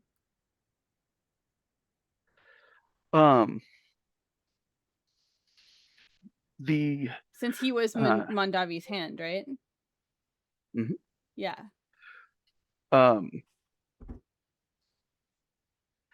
And the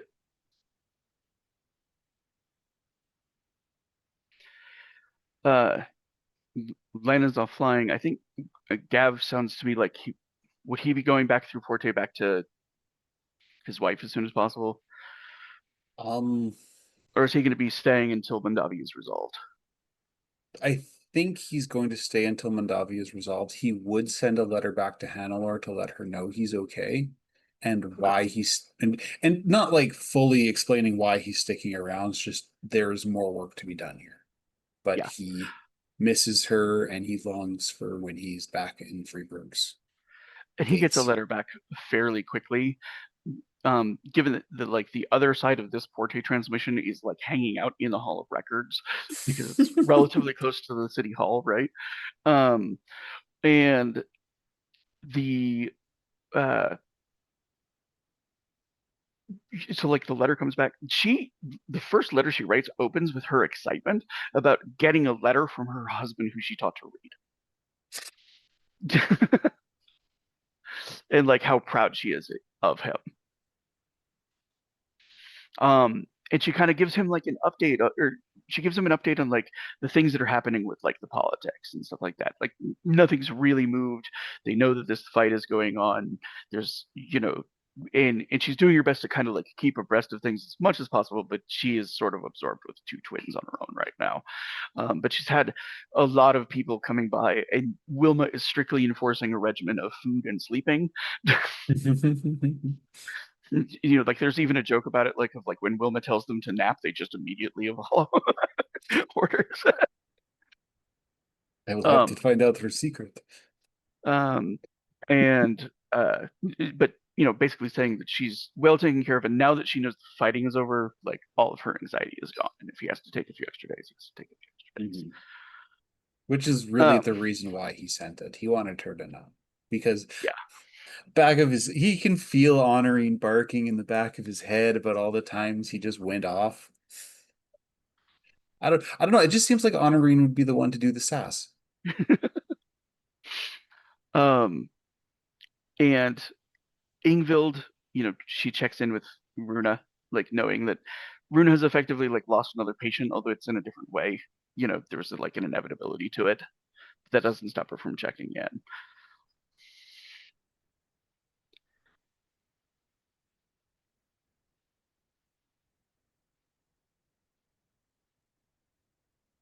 At least I knew I couldn't save him. She nods. She says, and you blooded your axe.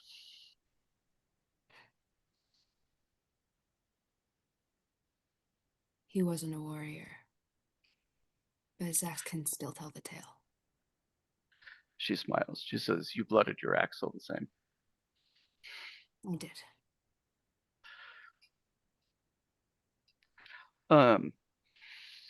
I did it, Mom. She doesn't say that.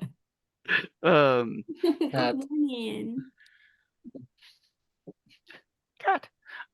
Just have to say it on behalf of everybody.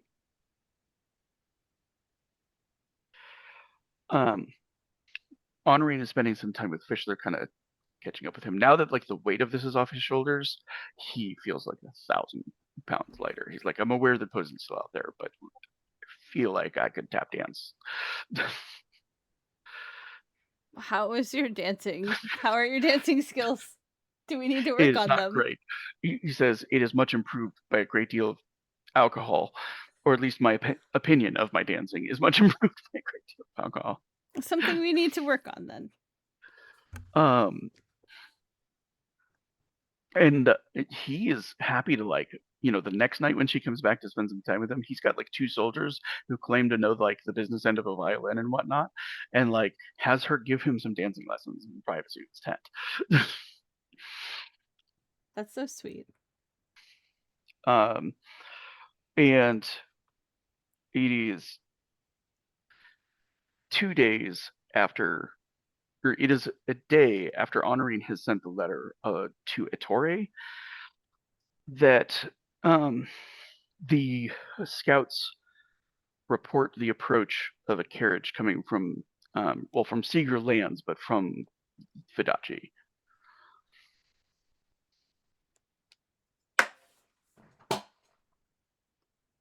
Best let him in then.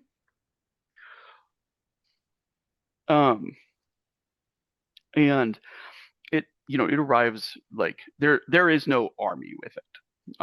There's not even like a visible honor guard with it. There's the driver, and the carriage itself. And Gav immediately recognized the man who steps out of it because he has met him twice before, or he's seen him twice before. Once in Ettore's home, and once coming out of Max.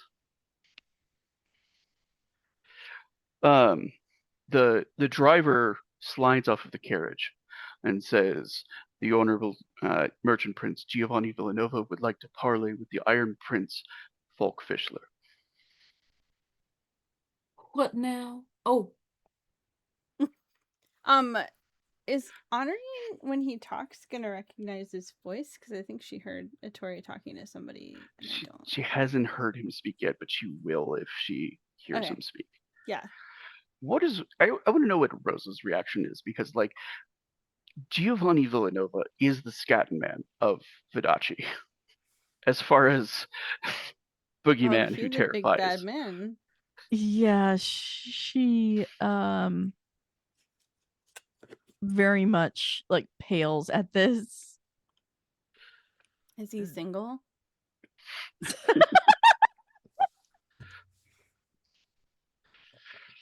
And it's just like a, oh no, oh, and she's going to try and be professional, but oh boy, is that childhood fear there. It is made worse by the fact that he has a dirty amount of sex appeal. He has dangerous beauty. He has both levels of appearance.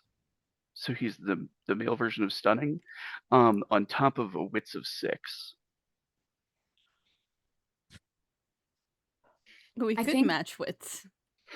Just an immediate to, it would be to Honorine, honestly, out of everyone, of do not trust this man.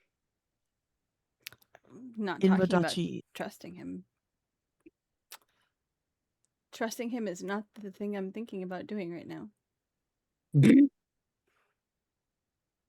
I think seeing Rosa get a bit uncomfortable, Runa's gonna gonna like squeeze stand next to Rosa's hand and such too. Like, I know I joked, but like, oh no, I mean, I think Honorine absolutely would be like, trusting is not what I'm thinking of doing with him right now. But I think she would absolutely also like kind of squeeze Rosa's hands.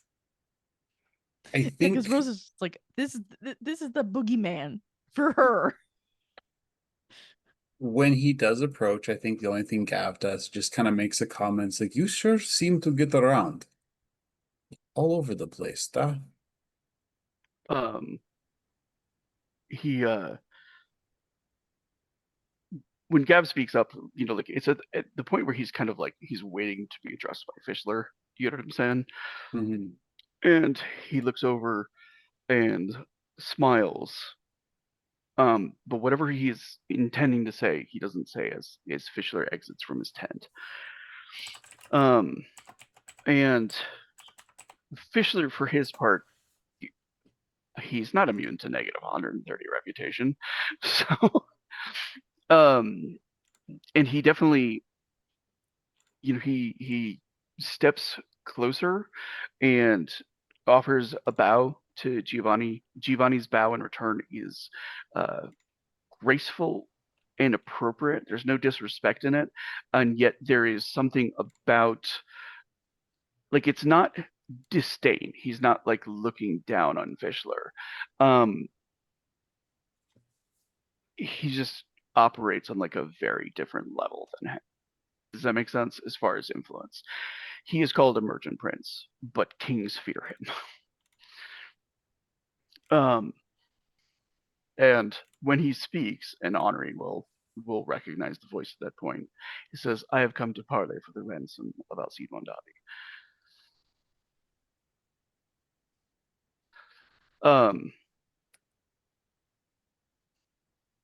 And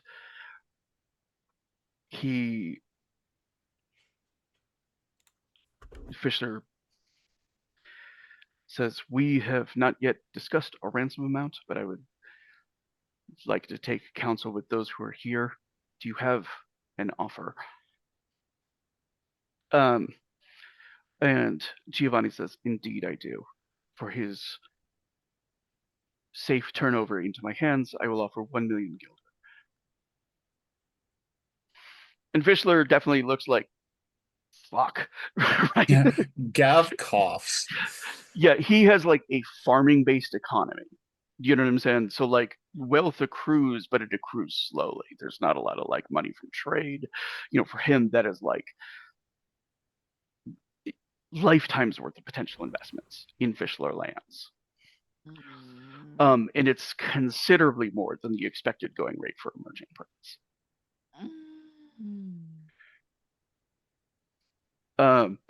And he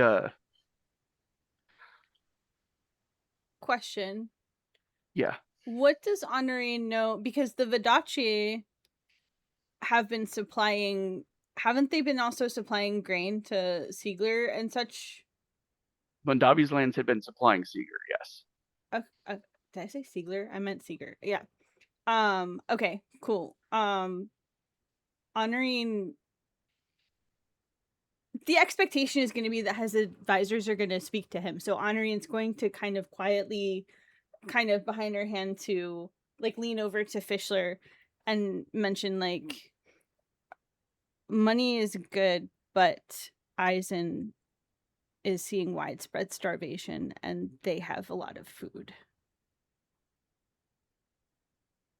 Fischler nods in understanding of that.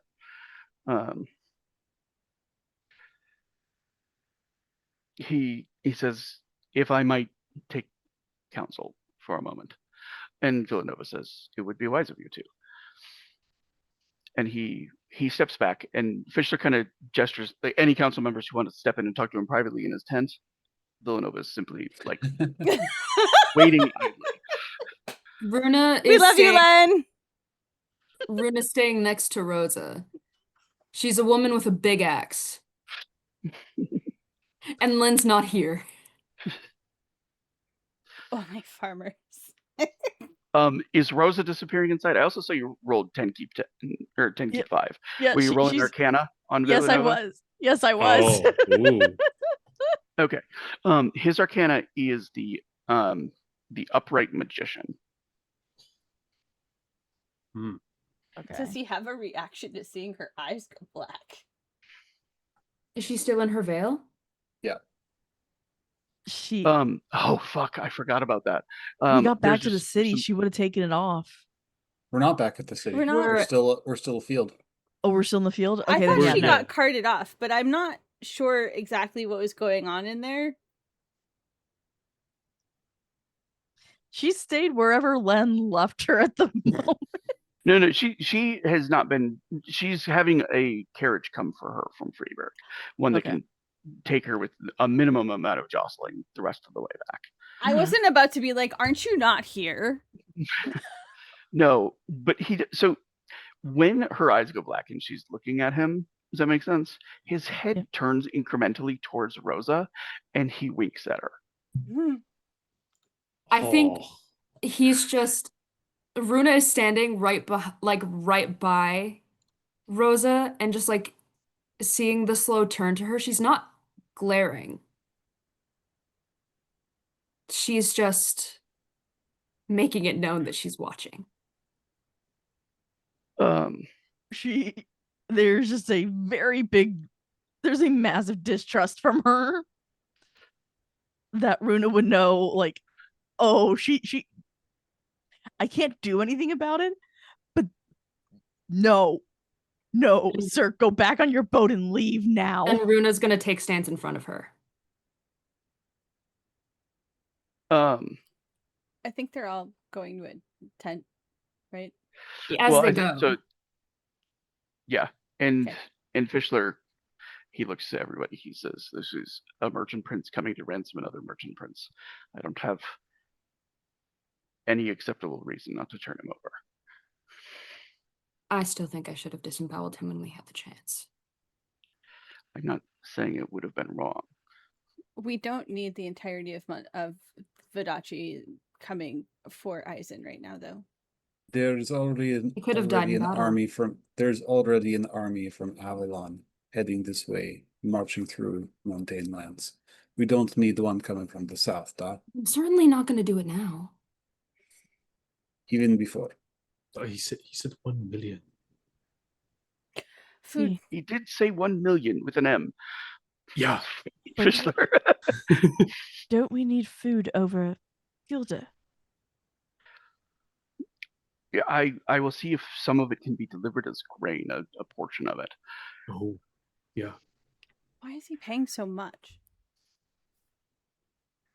I don't know.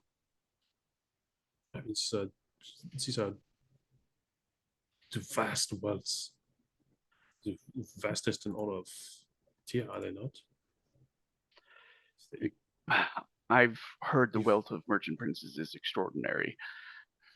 I would imagine even if they just want to see him live. He hasn't asked for any proof of life whatsoever. Well, he would be presumably getting it when we turned him over. I mean, if he sees we bring out a corpse, it would be awkward. Yeah, a little bit, among other things. No problem. He would probably change the amount that I would not pay for a corpse. Well, it would be foolish of you to ask for less, but that is a suspiciously high amount.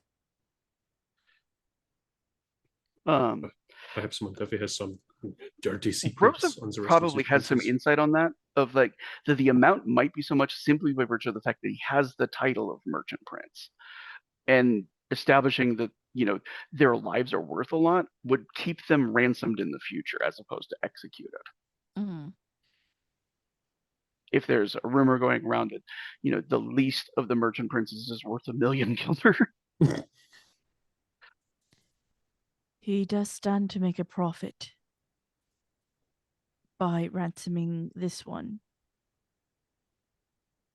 Oh, what kind of favor is Mondavi gonna owe him? Oof. Probably one I would not wish to know the details for. No. Yeah. He's gonna hate that.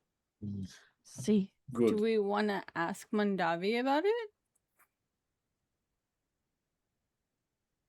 Will that change our decision? Would he even say the truth? These people, He may not want to be ransomed.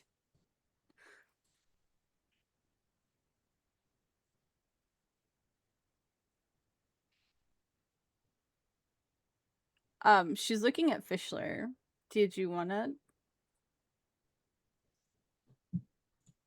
Fischler says, "I don't believe a word that's going to come out of Mondavi's mouth.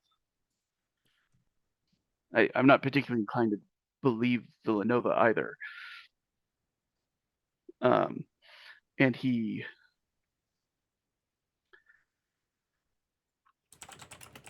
says, "I also don't particularly care if he wants to be ransomed to Villanova or not. Not after what you showed me." Or I assume, like, Runa told him about the teeth. Like the fact that this man is a monster. Yeah. Also, Runa's not giving the teeth back. She's keeping the whole bag. Yeah, by the way, like as she was going through it, the case is really nice. The internal contents of it don't suggest that he has a great deal of understanding of medical knowledge. She's keeping the bag at least. Yeah, no, She has nicer tools on her, I assume. She has, and she can absolutely create a much nicer bag in general, is what I'm getting at. Like there was one of those when she opened and she was like, "This is paprika." Like this isn't. This shouldn't be in here. Oh wait, that's not. I would still like to be there. Honorine is talking to Fischler. I would still like to be there when Senor Mondavi learns that he's been ransomed by Villanueva. Fischler nods.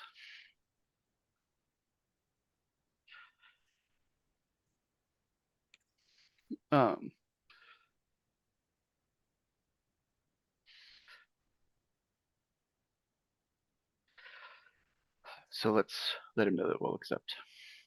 We'll go get Mondavi prepared for transport. How long is he? You can deliver the news to Mondavi.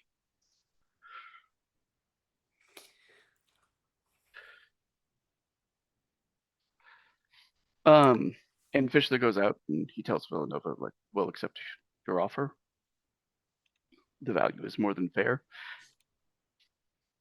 I would appreciate whatever portion of that value that could be raised as grain or flour or other comestibles, other foodstuffs that will not, or other non-perishable foodstuffs.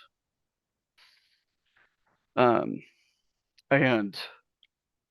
Villanova smiles and says, "Done.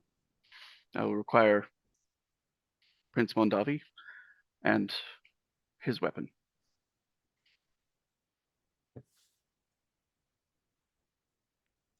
Honorine goes to Mondavi's tent to tell him. Jav goes with as bodyguard. So Honorine, he's kept in a tent like with guards there, and he's in like some borrowed clothes, right? He's like tied and gagged and all that shit. Mm-hmm. She goes to him, and kind of tugs the gag free. You're being ransomed. Going home. Congratulations. The first thing you can see that crosses Mondavi's face is puzzlement, which would only be puzzling if he didn't believe his own family would ransom him. Prince. Sorry, is it Villanova? Villanova. Prince Villanova has come personally for you and offered a ransom of 1,000,000 guilder. He is not my family. He has no right to ransom me. I don't think and I we know suppose you enough. are in the spot of trouble. Gav. That's not in character, but yeah. Honorine was just ready to be like, we don't know anything about your custom. How would we know that? Instead, she says, well, he has. It's been accepted. And she can just see wheels turning as he's desperately now trying to like plot something on a very short timeline. Come on, get up.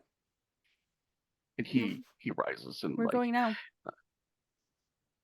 They cut all of the bonds save those at his wrists, so he's able to walk after. And he walks with his hands in front of him, and as his blade is brought from inside of Fischler's tent, he looks pale. She's also walking close to him, like not maybe not quite arm in arm, but definitely like close?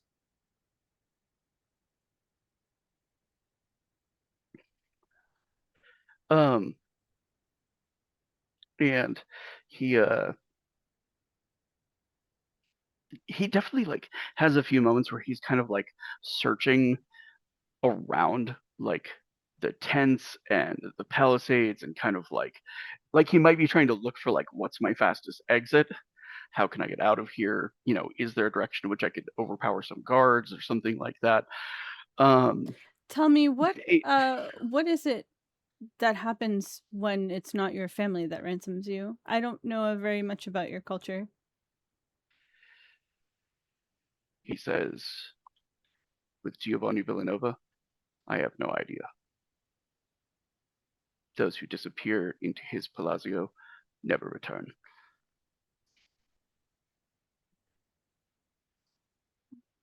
Do you What think is he it wants like to... being one of the teeth?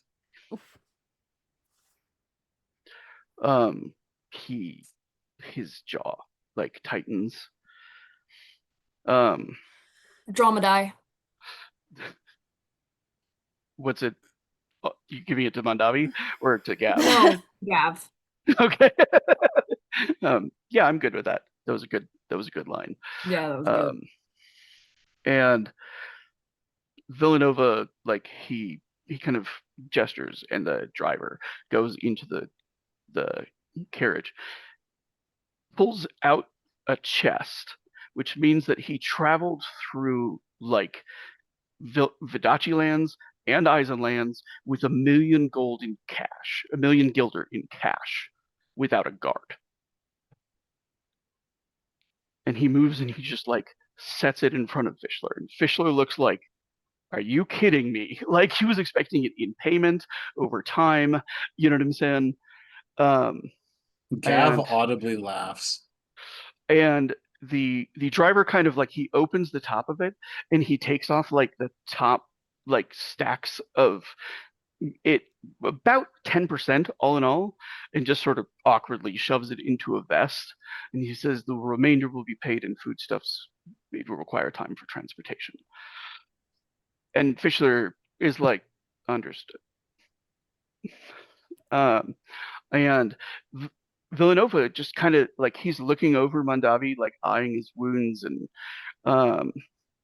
he comes closer and he puts his hand on Mondavi's chin and he turns his face side to side and he says, "Are you injured?" And Mondavi says, "Yeah, meine." And he kind of nods and he produces his own knife and cuts through the bonds. And then he reaches and he takes the saber that's like offered to him and he hands it to Mondavi. And Mondavi takes it, and he doesn't have like the sheath or scabbard or anything with it. And Mondavi says, "Alcide Mondavi, you are free to go." Once Says, Mondavi is armed, Honoring like takes a Let me- small step away. Oh, sorry. Okay. And he's finished that sentence and he says, "I, Prince Giovanni Villanova of Villanova lands, challenge you to a duel."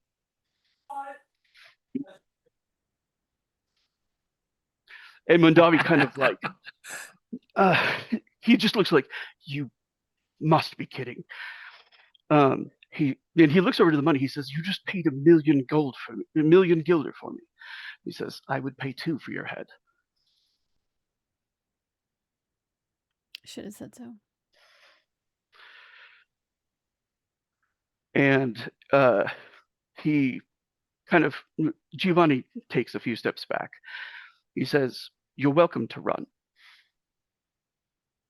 A wise man in your shoes might." And he kind of just starts to like stretch, like kind of pulls his arm across in front of his chest. And he looks, he says, "Would anybody be willing to serve as a second?" What? Second. Yeah. Is anyone saying anything to that? No. Honoring, I think, in Montaigne culture, if I remember correctly, like it's a big deal if you don't have a second, right? Like it's a whole deal. So I think when absolutely nobody says anything, Honorine will step forward. And Villanova, he smiles, and it's like he looks at me. He says, "It is genuinely kind of you to assuage his honor." He says, "But truly, by the Vidachi code of honor, having a woman as your second is worse than death. And you have my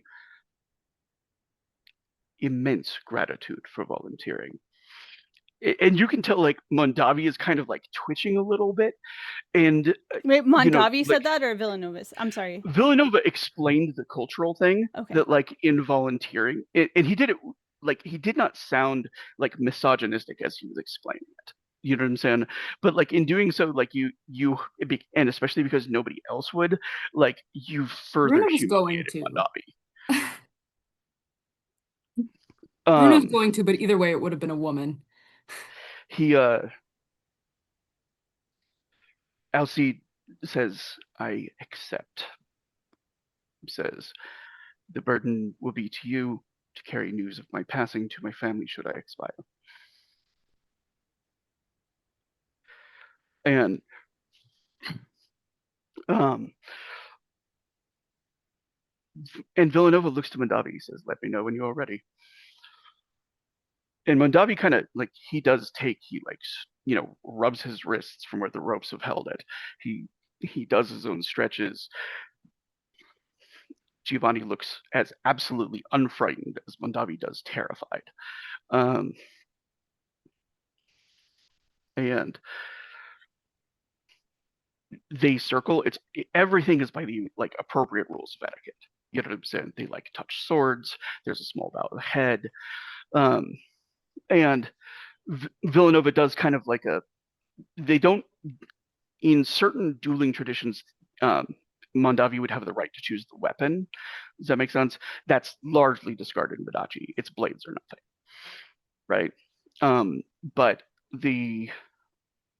uh, the duel begins with a touch of the blades. They both back off, and the technique that Mondavi employs. Rose is probably the only one with enough familiarity to like distinguish a couple of Vidachi fighting styles. It's a Bernoulli technique, and it largely involves a certain amount of boldness of basically like you race straight on at your opponent and you do something called a fléché, which is sometimes a very acrobatic motion, and it's kind of trying for like a quick deadly kill, in which you bypass their defenses by sheer audacity, right? By comparison, Villanova technique is known because it is Villanova technique. It is named after the family. And he simply like stands back, most of his weight on his back foot, his blade raised, and the duel is incredibly fast. Mondavi runs, he tries for a bold audacity. Villanova's blade tip never strays from being pointed directly at his heart. And at the last moment, as Mondavi is coming in, there's a tiny like flick of the blade to like parry Mondavi's aside, and then the blade goes straight through his heart and out. Mondavi looks startled. Giovanni didn't take a step. He didn't step to the side. He didn't step forward or back. I mean, he just sort of like he stands there for a moment with the blade buried in Mondavi's heart, and then he twists it and draws it free. And Mondavi drops face first. And Giovanni tows him over, like kicks him over onto his back. And in the moments as he's dying, he takes the knife that's at his side and he puts it to Mondavi's mouth and he levers the canine out of his mouth and pulls it free and then throws it down on his chest with the first visible expression of disgust on his face.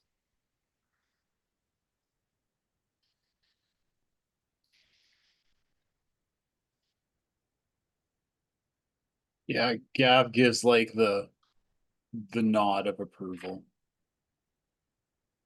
Honorine is like white as a sheet. Rosa's disgusted and just kind of backing away. Runa's seen a lot of death and fighting in her young ages and every age. So she's still standing in front of Rosa. But she hasn't moved. Yeah, and he cleans the blade, and he says, "Will you need compensation for your arrangements to travel into Mondavi lands?" No, thank you. May I ask that you carry a message on my behalf to the Mondavi who will take over his lands? This is the message. The Mondavi have been excluded from the great game for centuries for a reason. We do not target them in our politics because they control the farmlands of Adachi, and without them, all of our people starve or thrive. The merchant princes are willing to continue to extend the grace that they have offered to every other Mondavi, should they take the lesson of this to heart.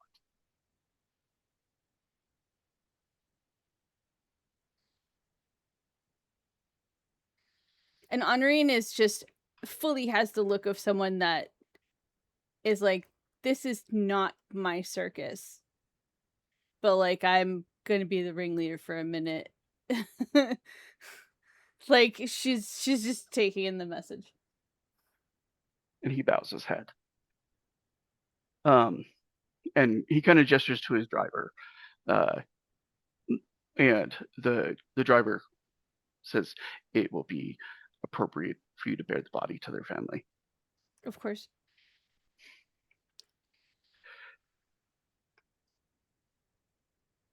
Do you require any trophies to take his blade? And Giovanni pauses and he turns and he shakes his head and he says, "No, that's not necessary. See that the next Mondavi carries it." I will.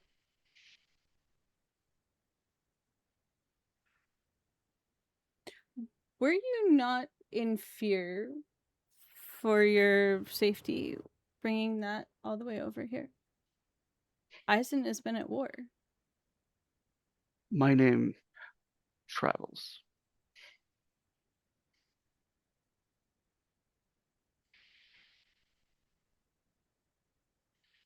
And so do you. He says, and so do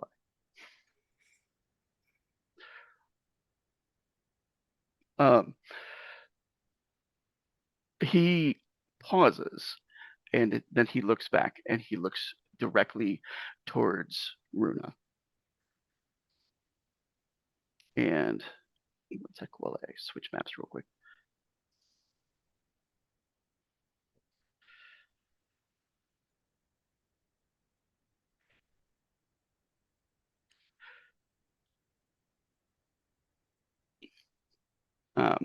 He says the Santa Rosa will be making dock in Incel in 4 days' times. In 4 days' time. The rest of the crew of the Revenge is aboard.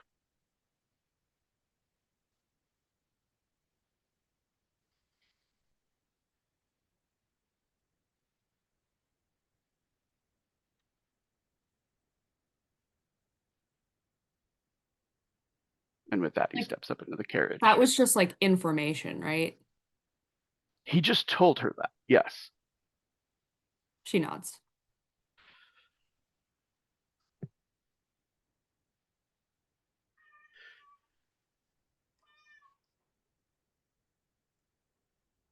Her look doesn't waver, it's just a nod from where she stands.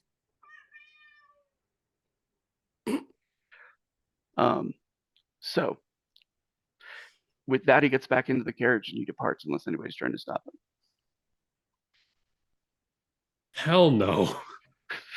Safe travels. No fucking way. Safe travels, Senor Mondavi. Or not. Villanova. Yeah, bye. Safe travels, Senor Villanova. Safe travels to the afterlife, Mondavi. Find a ditch for this body. That's not how you As- transport it back to the family. Shh. when Hans, well, after he's on his way, Hello, Pike. Runa is gonna look to Hans. Go. Sounds like I'll be taking a trip to Posen with you. Oh, yeah. I ride for Mondavi as quickly as possible before the smell sets in.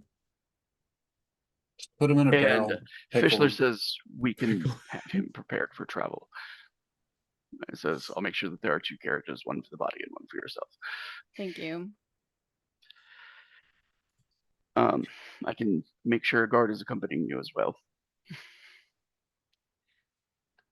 I don't mind, but somehow I don't think it'll be necessary. Just have a feeling. And he kind of like just color me concerned.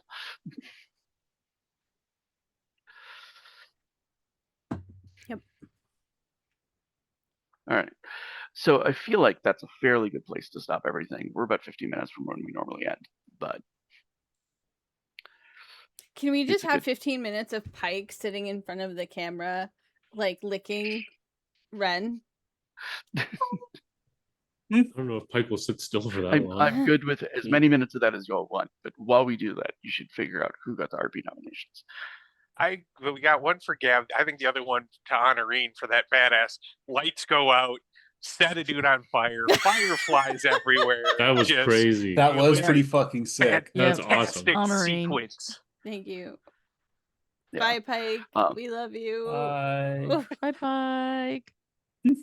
The one I give to Gav for the line in the moment was like one of the rare ones I do for just like a great table moment. So that one I'm not counting as the RP reward, so you guys can pick somebody else for that as well. I'm great with honoring getting it for that moment of combat too. And thank you for the reminder to kind of like make it not just numbers throughout the course of the combat. One of the things I kind of liked about the larger combat thing that I did with the sort of narrative approach is that it made me think of it just more generally narratively. This was a little bit more like piecemeal, but since you build for that with your stats, I do occasionally just want to have like those kind of fights in the game, but I don't do them every time. So, but I'm happy we managed to get through a fight with like 13 people in an hour. That is And actually also a pretty have big time deal. for other story too. That's pretty awesome. Mhm. Can we give you an RP award, Suicide? Yeah. That was pretty awesome. That was really awesome. That was a good Thank session. But Yeah. also RP award to Rosa for the strand her reaction to Villanova was actually pretty epic. It really was. The one to go, oh god, him and him. Yeah.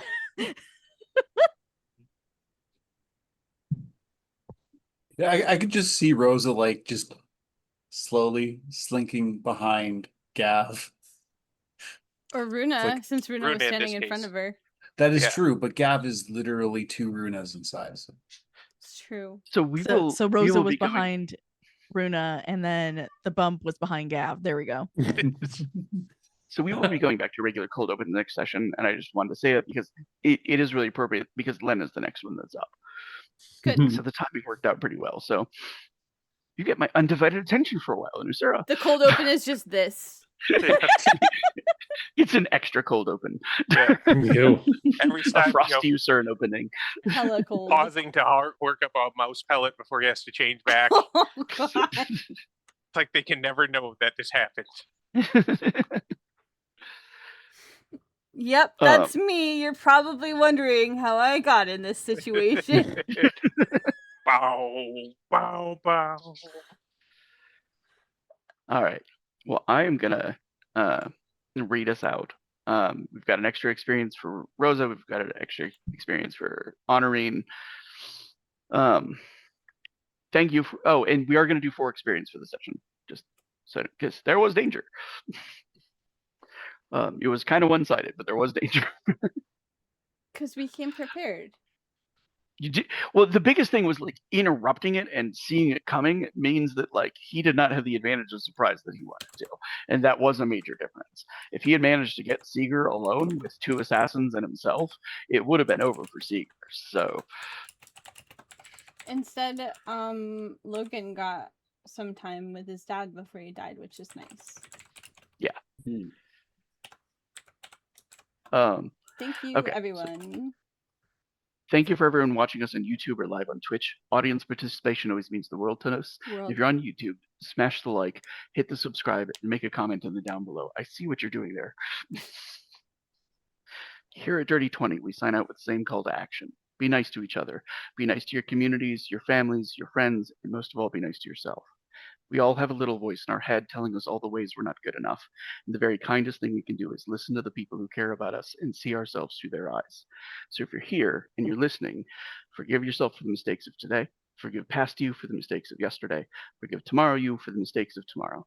And if you're here and you don't feel like you have anyone who sees you that way, if you're feeling alone and without a community of people who think you're great, click that little button in the down below that takes you to the Discord and come introduce yourself. Thank you all very much. We'll see you next week. Thank you, Siosa. Bye. Good night. Night, y'all. Bye.